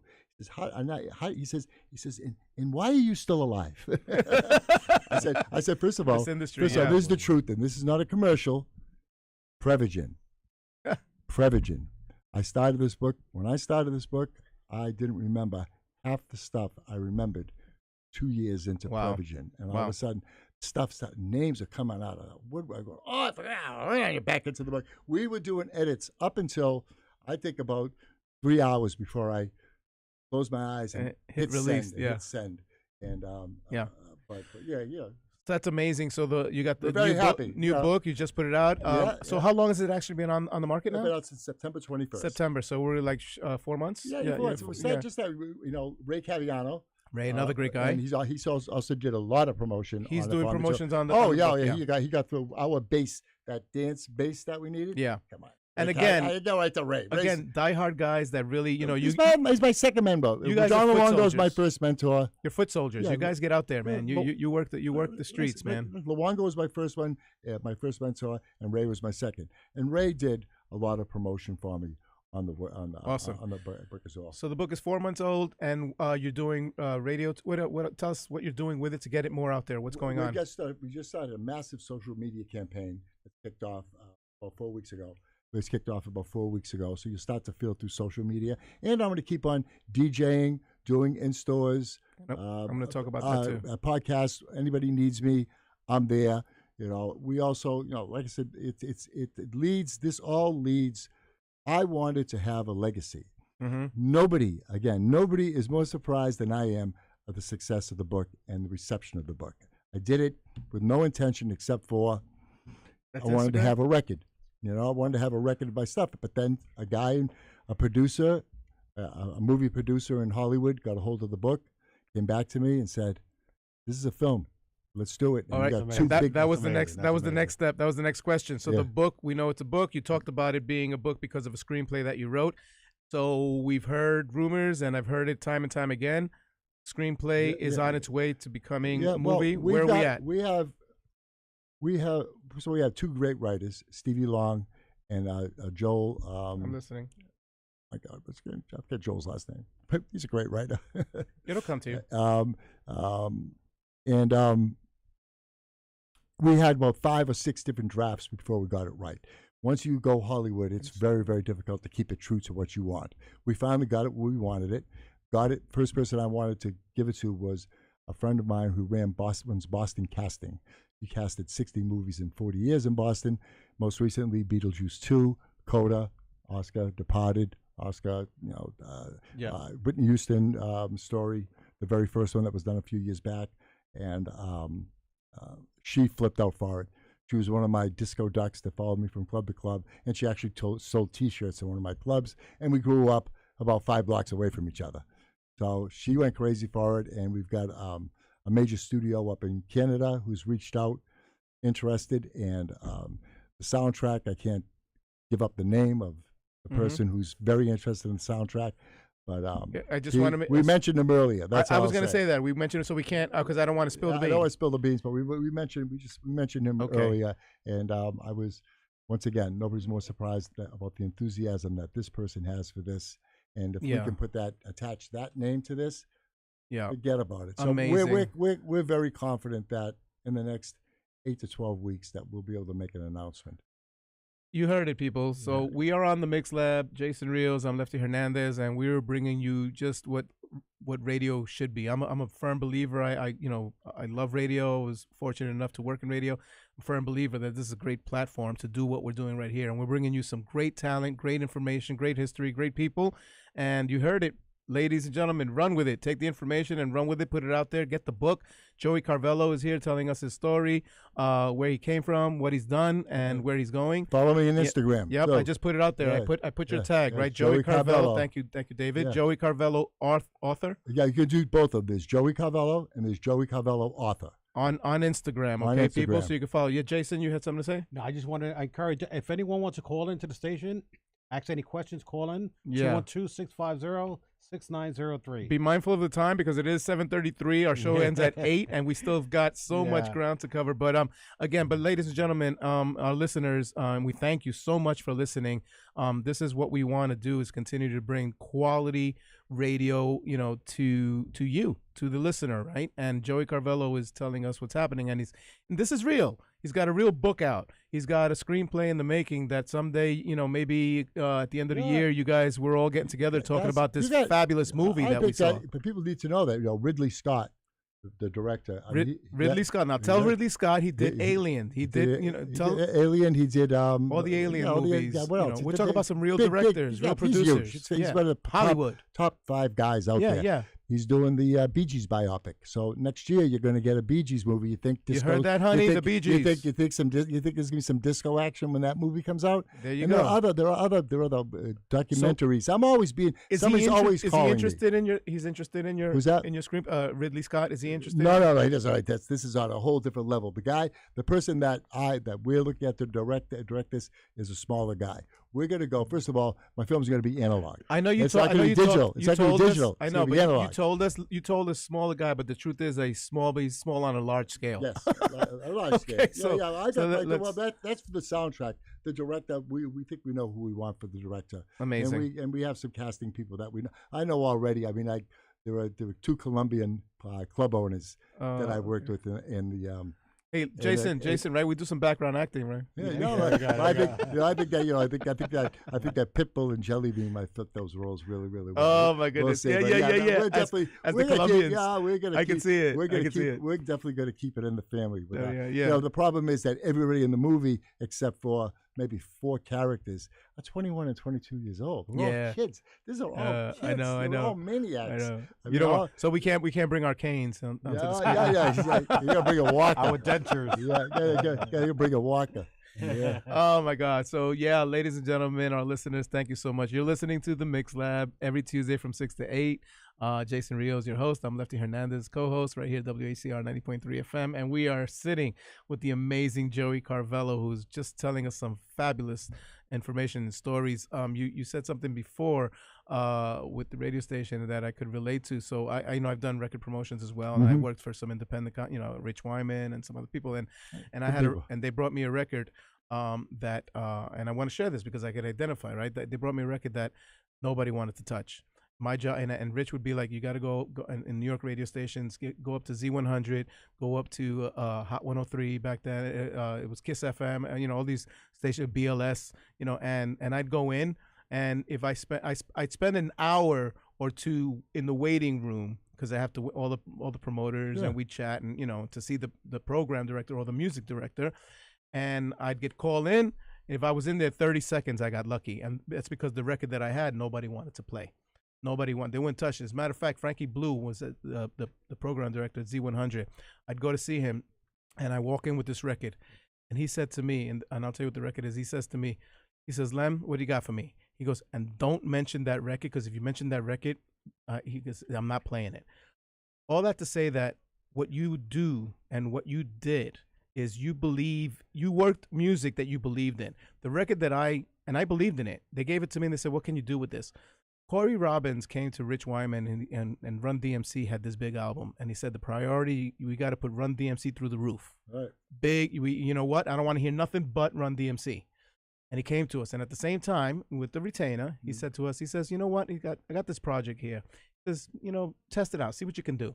Rich Wyman comes to me and he brings me this record. He brings me a 12-inch record. The only record, it was only released on a 12-inch on Profile Records. And that was It Takes Two. Yeah. It Takes Two to make it, right? So, and he says to me, listen to this and tell me what you think. I listened to it, and I listened to it a few times. I was like, I don't know. I says, but there's something about it. I said, there's something about it, and I kind of like it's gonna grow on you. Lynn Collins. It's the Lynn Collins song. But as the hook, as the rap, back then, right? Commercial rap wasn't really a thing, right? So I said, you know what? I stuck with the record for 6 months. 6 months. Nobody wanted to touch it. Record stores were sending the records back. I was sending promotional, copies out. They were sending it back. They were, please don't call me on this. I don't want to talk about it. Until that one day, I get a call from Frankie Blue at Z100. He says, Lem. I says, what's up? He says, you still got that record? It Takes Two. Probably heard it in the club. He says, you still got that? I says, yeah. He says, tomorrow. He says, bring me a copy. Bring me a copy. I brought the copy. He says, we're gonna test it. We're gonna test it. Boom. The rest is history. Yeah, They turned around. It was such a smash that they turned around and told Rob Bass. They said, "Do you have an album?" And he says, "That was it." Yeah. They rushed him into the studio to cut an album in 2 weeks. To cut an album, and his album went platinum, double platinum. All right, and that was my first gold record hanging on my wall. Yeah, and so, but the same thing. Little John was like that. But everybody told me I was out of my. We'll never play Little John. But that's why that's why we're grateful. That's why I appreciate what you're saying, and I want people to know the hard work and who you are and what you've done and where you come. David German's got similar stories. I mean, we're going to talk about that in a few weeks. So people, listen up. David German will be back with us on February 25th. Took me 40 weeks to get Hot 97 to play Little John. Get low. Yeah.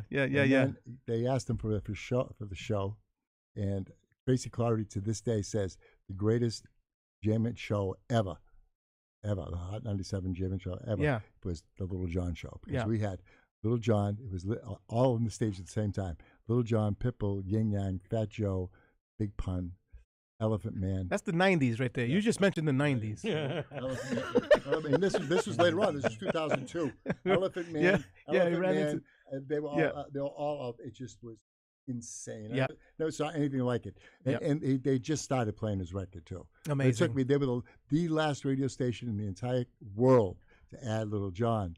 Was Hot 97, and then once I brought him, funny? Then when I brought him up there, they gave him the friggin' morning. He took over the whole morning show there for 2 days. That's amazing, man. Yeah. But Tracy was like Tracy and I were dearest, bestest friends. She's a doll. She's still a good friend of mine. Yeah, she's a good person. She said, I just can't do this for you. Just guys, I can't get past it. I can't get past it. Yeah. Okay. Then finally she tried it and went boom, and then she said, "Can I have him for the?" And she was like, "I'm kind of embarrassed. I know it's late." I said, "Of course you can have him." I said, "You kidding me?" Little John, and I have Atlanta come and take over Hot 97. And we did. Took it over. That's all right. Ladies and gentlemen, you know what? This is quality radio today. We are definitely slamming a great show, and thank you. Jason Rios, and I'm Lefty Hernandez, and he and I are always talking about what are we going to do, how we're going to elevate this, how we're going to bring this to a classy level, right? And this is it.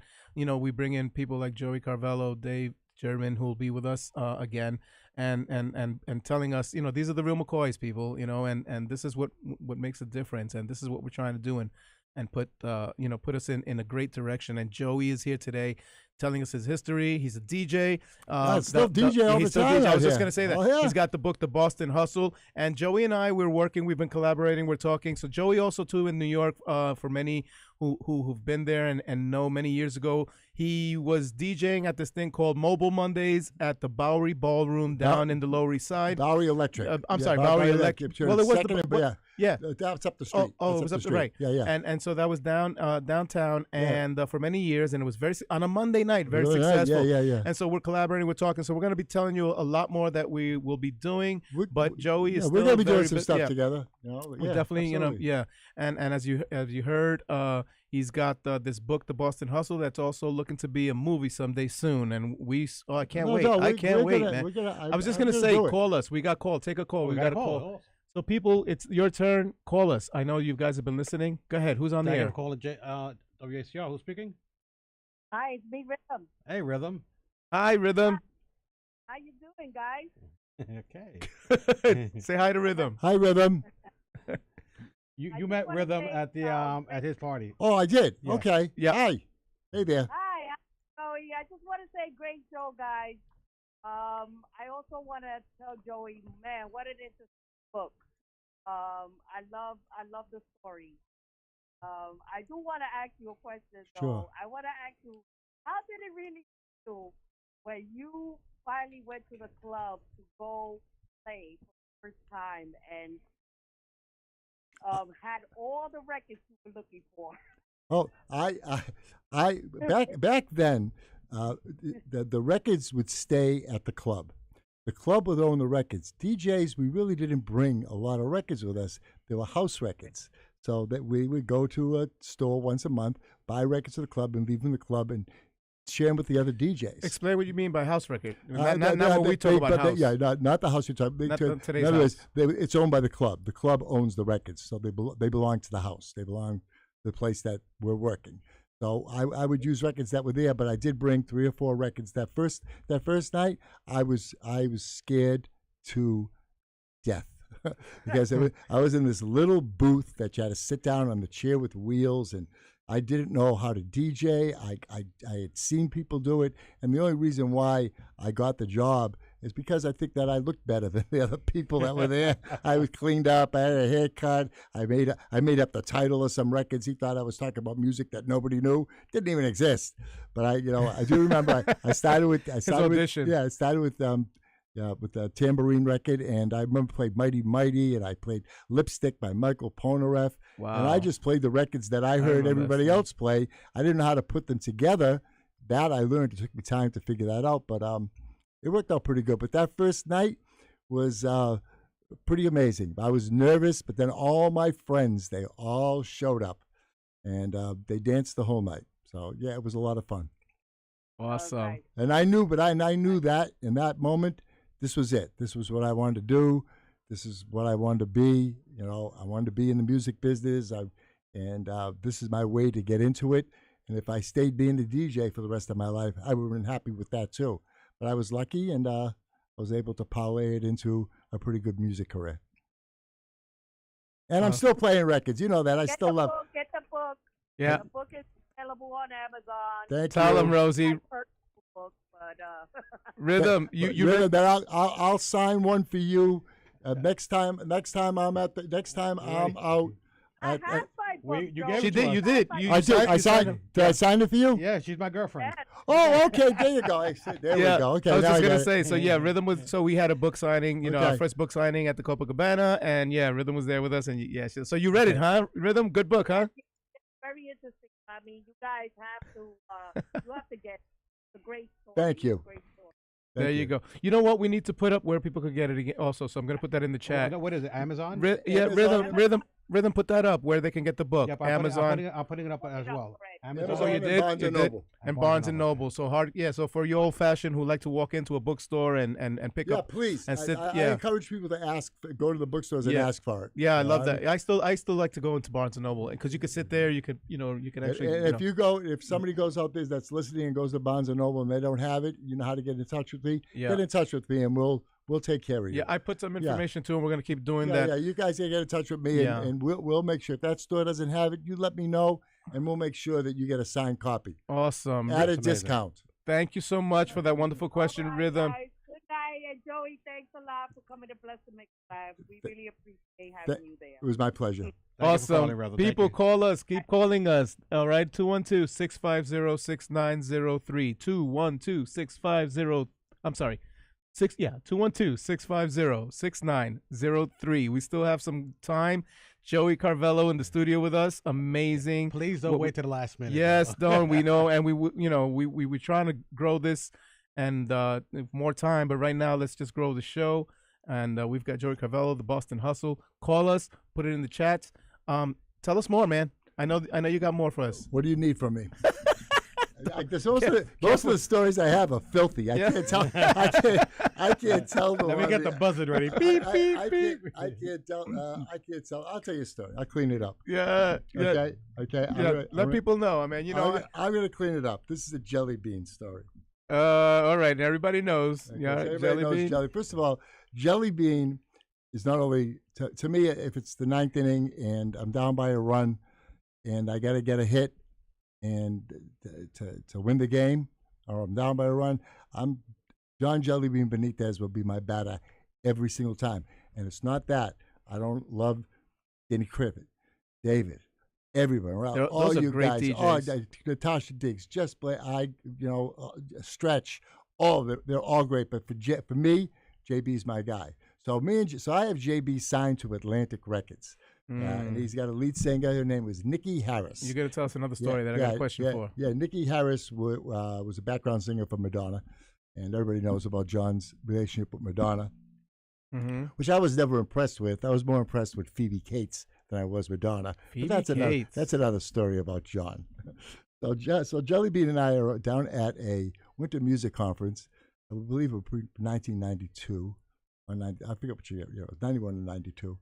And John, of course, is walking around, and all the Hispanic kids just idolize him, and they all want to be like Jellybean. So this one kid, and I'm watching him, he has the guts to come up, and he taps him on the shoulder. He calls him Mr. Jellybean, which I thought was funny.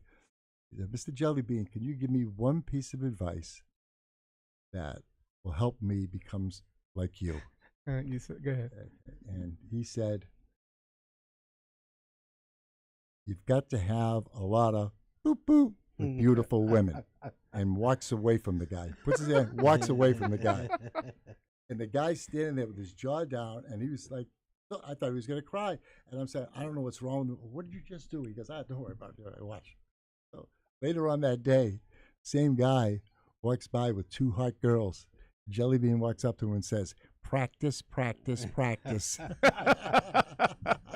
Listen, he gave the clean version of that story. Believe it, I tell you, I cleaned it up. Yeah, he great, amazing. I cleaned it up the best I possibly could. But he was truly one of the funniest people I've ever hung out with. JB's just really good. Yeah. You got to get him up here sometime. Yeah, you know what? He's down in way. Florida, so we talked about that. You and I did too, because he's his got schedules. a lot of stuff. He got a lot of good stuff going on down there. You got to let us also know. Also, yeah, I was just this. I kid you not. My next question was exactly this. I get a note from my great buddy right here, Dave German. So, you talked about we're back to Atlantic Records. Now, of course, part of your job was signing or finding new music and signing them on, right? So, tell us about this guy who today happens to be one of the biggest Latin performers around the world. Who did you sign, my friend? I signed Mark Anthony. This is a good story. This is actually thank you, David, for bringing that up. So I'm out in LA and I get a job at a label called WTG. I know WTG. Okay, Warner, I was Walter, Tommy, and Jerry. Mm-hmm. They all made like $17 million on the merger with Sony. They were all there. They made a bunch of money. So they pulled their money together and started a little label. I was living in LA at the time, and I was really, I was in bad shape. I was doing way too much drugs, and I was running wild. You know what? And thank you for your honesty. And that's another thing. No, we're going to talk about that. It was really, it was bad. It was bad. I mean, I had lost a couple of friends, and it just was bad. And I was going nowhere. And I got very lucky. And Jerry Greenberg, who's the head of WTG, called me up and asked me if I'd like to join his label to do dance music, A&R, and promotion. Sure. I was broke, and I liked Jerry a lot. I had worked with Jerry before. I helped him with JJ Fad in the past, and I liked Supersonic. Yeah. That's the one I worked at. So he had put a great staff together. A lot of people that I knew in the business. Was very happy, and he gave me this record by a group called Eight Something. Patsy Kensit was the lead singer. Patsy Kensit. Which one? The Eighth Wonder, yes, they're called the Eighth Wonder. I forget the name of the song, but Old Sugar Hill? No. Eighth Wonder, no. This is a girl. Her name was Patsy Kensit. She actually played Mel Gibson's boyfriend in that action movie. We lived on the beach, and they shoot him up, and she dies. They drown her. You know why? She was supposed to be in the second movie, but she was such a bitch. I could say that, right? Beep, okay. Hate to break it to you, buddy. You already did. That they killed her in the first movie to get rid of her. That's how bad she was, and she was like that in real life. But I had to do terrible. a mix. But she was very popular. She was like this popular figure in the London scene. So I had to get a mix done on this record, and I had this kid that worked. What movie was it? Anyway, It was Jason. What movie? Lethal Weapon. Illegal, Oh, the Lethal Weapon. Yeah. I know first you're one, talking about. Yeah. So I got to get a mix, and so I go to this guy, Tony Morales, Tony Morales, who was working for me, and I said, who's hot right now there? And he goes, Louis Vega is starting to do mixes. I said, my friend Jellybean knows him really well, but Louis, I've been trying to get in touch with. Louis never calls me back. Okay, so I called Louis again. I got his number, never doesn't call me back. So I called JB. I said, JB, I got this. It's not for you. It's for him. I get something else for you. We'll talk about you as an artist down the line. Let me get my feet wet. Let me get the mix done on this one. Get me to Louis. So boom, Louis calls me. He says, first of all, I want to apologize. He says, I didn't know that you were a DJ before you were a promotion guy. Otherwise, I would have called you back. So that's okay. So we talked for a while. Sent in the record, and he liked it a lot. And he kind of took a liking to me. So he said, I have a concept that I'm working on, and I don't know if you'd be interested in it. It's called New York Soul. Yes, he says, I have a lead singer who's a tropical artist, young guy, really cool. He says, and I have enough contacts where I could make it. I can get Tito Puente, Eddie Palmieri, and I knew who these guys were because I did some salsa stuff myself, in the past, as a DJ. And I said, wow, that sounds like a great concept. I said, why don't you come out to L.A.? Why don't you come out to L.A. to meet me, and we'll talk. So came out. We brought Mark out. Mark didn't say 2 words the whole time. And Louis played me a demo, and I forget what song it was. One of the songs. One that you released on Atlantic? No, it was Walk Away. It was a Diane Warren song that he sang. Okay. On the album called Walk Away, and the voice out of this little skinny, runty guy. Yeah. He couldn't have been more than 90 pounds. Yeah. What a voice! I was like, and he just smiled. He didn't say 2 words. Okay, I said, I went to Jerry, paid for Jerry, and Jerry goes, it's a big deal. This guy wants $125,000. He wants to do a live Tito Puente, all these. And Jerry knew. He goes, wow, that sounds really interesting. Let me go to Tommy. So he goes to Tommy Mottola. The day he goes to Tommy Mottola, I get a call from Doug Morris from Atlantic Records. Come work for me at Atlantic. I'll double your salary. Wow. So I told Jerry, I said, I just got an offer from Atlantic. I said, if you're going to make this, if you're going to make this move, if you're going to make this move, make this move because I'm going. We're getting off and Tommy, and Tommy, I'm sorry, guys. And Tommy blinked. Tommy Mottola blinked, and I took Louis and Mark. They were my first signing at Atlantic Records. Amazing. Now, so I had a meeting again with Mark. Mark didn't say 2 words. Never talked. And then I get a call from this guy from Broadway looking for an actor for a movie called The Big Night. Yeah, that was David Maldonado called you. It was Dave Maldonado was his manager. I know. I'm going to tell you, and it's funny thing. I worked for David Maldonado, and Mark was always up at the office. And while we're working, he would sing his ass off, and I'd have to say, Mark, I love you. Can you please go into the conference? Can you please? But he never talked. He never said a word because when he did this part in this movie, there was no dialogue. He played a waiter in a movie called The Big Night with Stanley Tucci. Great movie. Come to find out, Mark was a stutterer. Couldn't speak. He stuttered. And when he hit his success, went away. Amazing. Amazing. Only here at the Mix Lab. What an amazing story. And that's man. the truth. And that's it. He did and that's the truth. And so he obviously Craig dropped Louis and Mark after he took over the label. And I wanted to keep Mark and put him on Real Latina. But it didn't work out. But anyway, that's another show, right? Yeah, that's he blew up, and I was at the I forget the Supper Club where he was performing, a small place. Yeah, and I hadn't seen Mark maybe in 2 years, and he is just absolutely Threw himself. Yeah, Exploded. yeah, he's. And I was with Proyecto Uno at the Proyecto time. Uno. We had them. They were on Ola with That us. was another Those guys song. were nuts. I had a blast with those guys. So I'm sitting there, and they think I'm some gringo. You know what I mean? This Yeah. white guy. And I just happened to be spitting under like a little bit of a spotlight. And in between songs, Mark looked over and he goes, hold on a second. I want to acknowledge a guy who gave me my start. He believed in me. He cut the check, and we made the album that broke me, Joey Carvello. Thank and you. That was, and the Projecto Unos after that, they were my best friends. There you go, ladies and That was gentlemen. very My nice. guy And Joey. that was in Mark. You'll always mention me, which was very, very He's nice. a yeah, Louis too. great people. These are great people. Guys, I Joe, hate to I end know, it, man. but We're at that point. We're at Joe, that point, and we thought, Joe, and you thought you were going to be out of here at 7:00. yeah. Yeah, we need an I extra knew hour. I knew that wasn't going to happen. So I gotta say, ladies and gentlemen, the listeners, this is what you got. We've got Joey Carvello, and Joey, we can't thank you enough. You know how thank you. You I know how had a much good time. Yeah, we call each other, and we love each. Oh, it's over there, and we love you deeply. Thank and you. before you go, we Thank got you. something for you.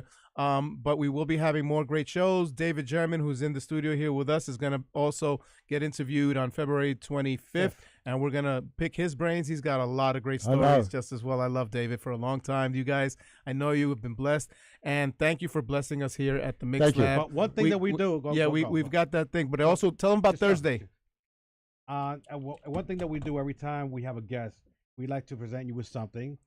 It's not much. It's just a little token of our appreciation. You know? I hope it's an 8-ball. Yeah, no, it's a 10-ball. It's a 10-ball. This boy, he's amazing. We just want to make it to we just want to make it to 2025. With the Mix Lab. I looked him right in the eye when I said that. Yeah, listen, we want to make we got 2 more minutes. We almost made it, man. We almost made it. So it's just a badge of honor, and thank you for your presence here with us. It is a badge. It's called the event staff here at Mix Lab, and that's for you, Joey Thank you very Carvello. much. So thank right you. So we can't thank you enough, ladies and gentlemen. The Boston Hustle is the book. Yes. Okay. Joey Buy it. Carvello is the DJ. We're going to be working on some stuff. We'll keep you posted on what's happening there. We want you to come down Thursday to 2 Doors Down in the Lower East Side. It's the After Work Disco Boutique Thursday from 6 p.m. Okay, nothing but classic disco. Joey should come down and hang out. If I can, I will. Okay, and David German as well. But you've been listening to the Mix Lab right here with your host Jason Rios. And who am I? And Lefty Hernandez. You guys have been awesome. Thanks everybody for all the great comments, and we'll be back next week with another great show. But oh man, I'm really sad. I don't want this to end today, man. And don't forget, guys, pick up With a all the copy. swearing I did, you could be ending. I know. The FCC is waiting for us. I'll Pick pay up the your fine. copy. Pick up your copy of the Boston Hustle on Amazon or Barnes and Noble. Okay. Yeah, Up please, on the screen. please. And how can people get in contact with you? Joey Carvello, Instagram Joey Carvello, Instagram Joey Carvello author, Facebook Joey Carvello, or the Boston Hustle on Facebook. Yep. And if you buy the book and you want me to sign it, you'll send it to me. I'll send it back signed. So you get in touch with me if you buy my book, you let me know. I'll sign it. There you go. And you know what? This is what you got right here. And what I was going to tell you, man, I was just saying something else about the book. Oh, and if you want, this book is going to become a movie. So Yes. get the book. Get the book. Get the book. Get the book. Thanks, everybody. Thank you for joining in. See you on the radio. Rios and Lefty Hernandez, right here on WHCR 90.3 FM. Join us every Tuesday from 6 p.m. to 8 p.m. as we showcase DJs, producers, and artists from all over the world. Get the inside track on what they have in store for us, where they'll be playing at next, and when they're dropping that latest upcoming release. Get all of that right here on the Mix Lab with Jason Rios and Lefty Hernandez on WHCR 90.3 FM, the one, the only, the voice of Harlem.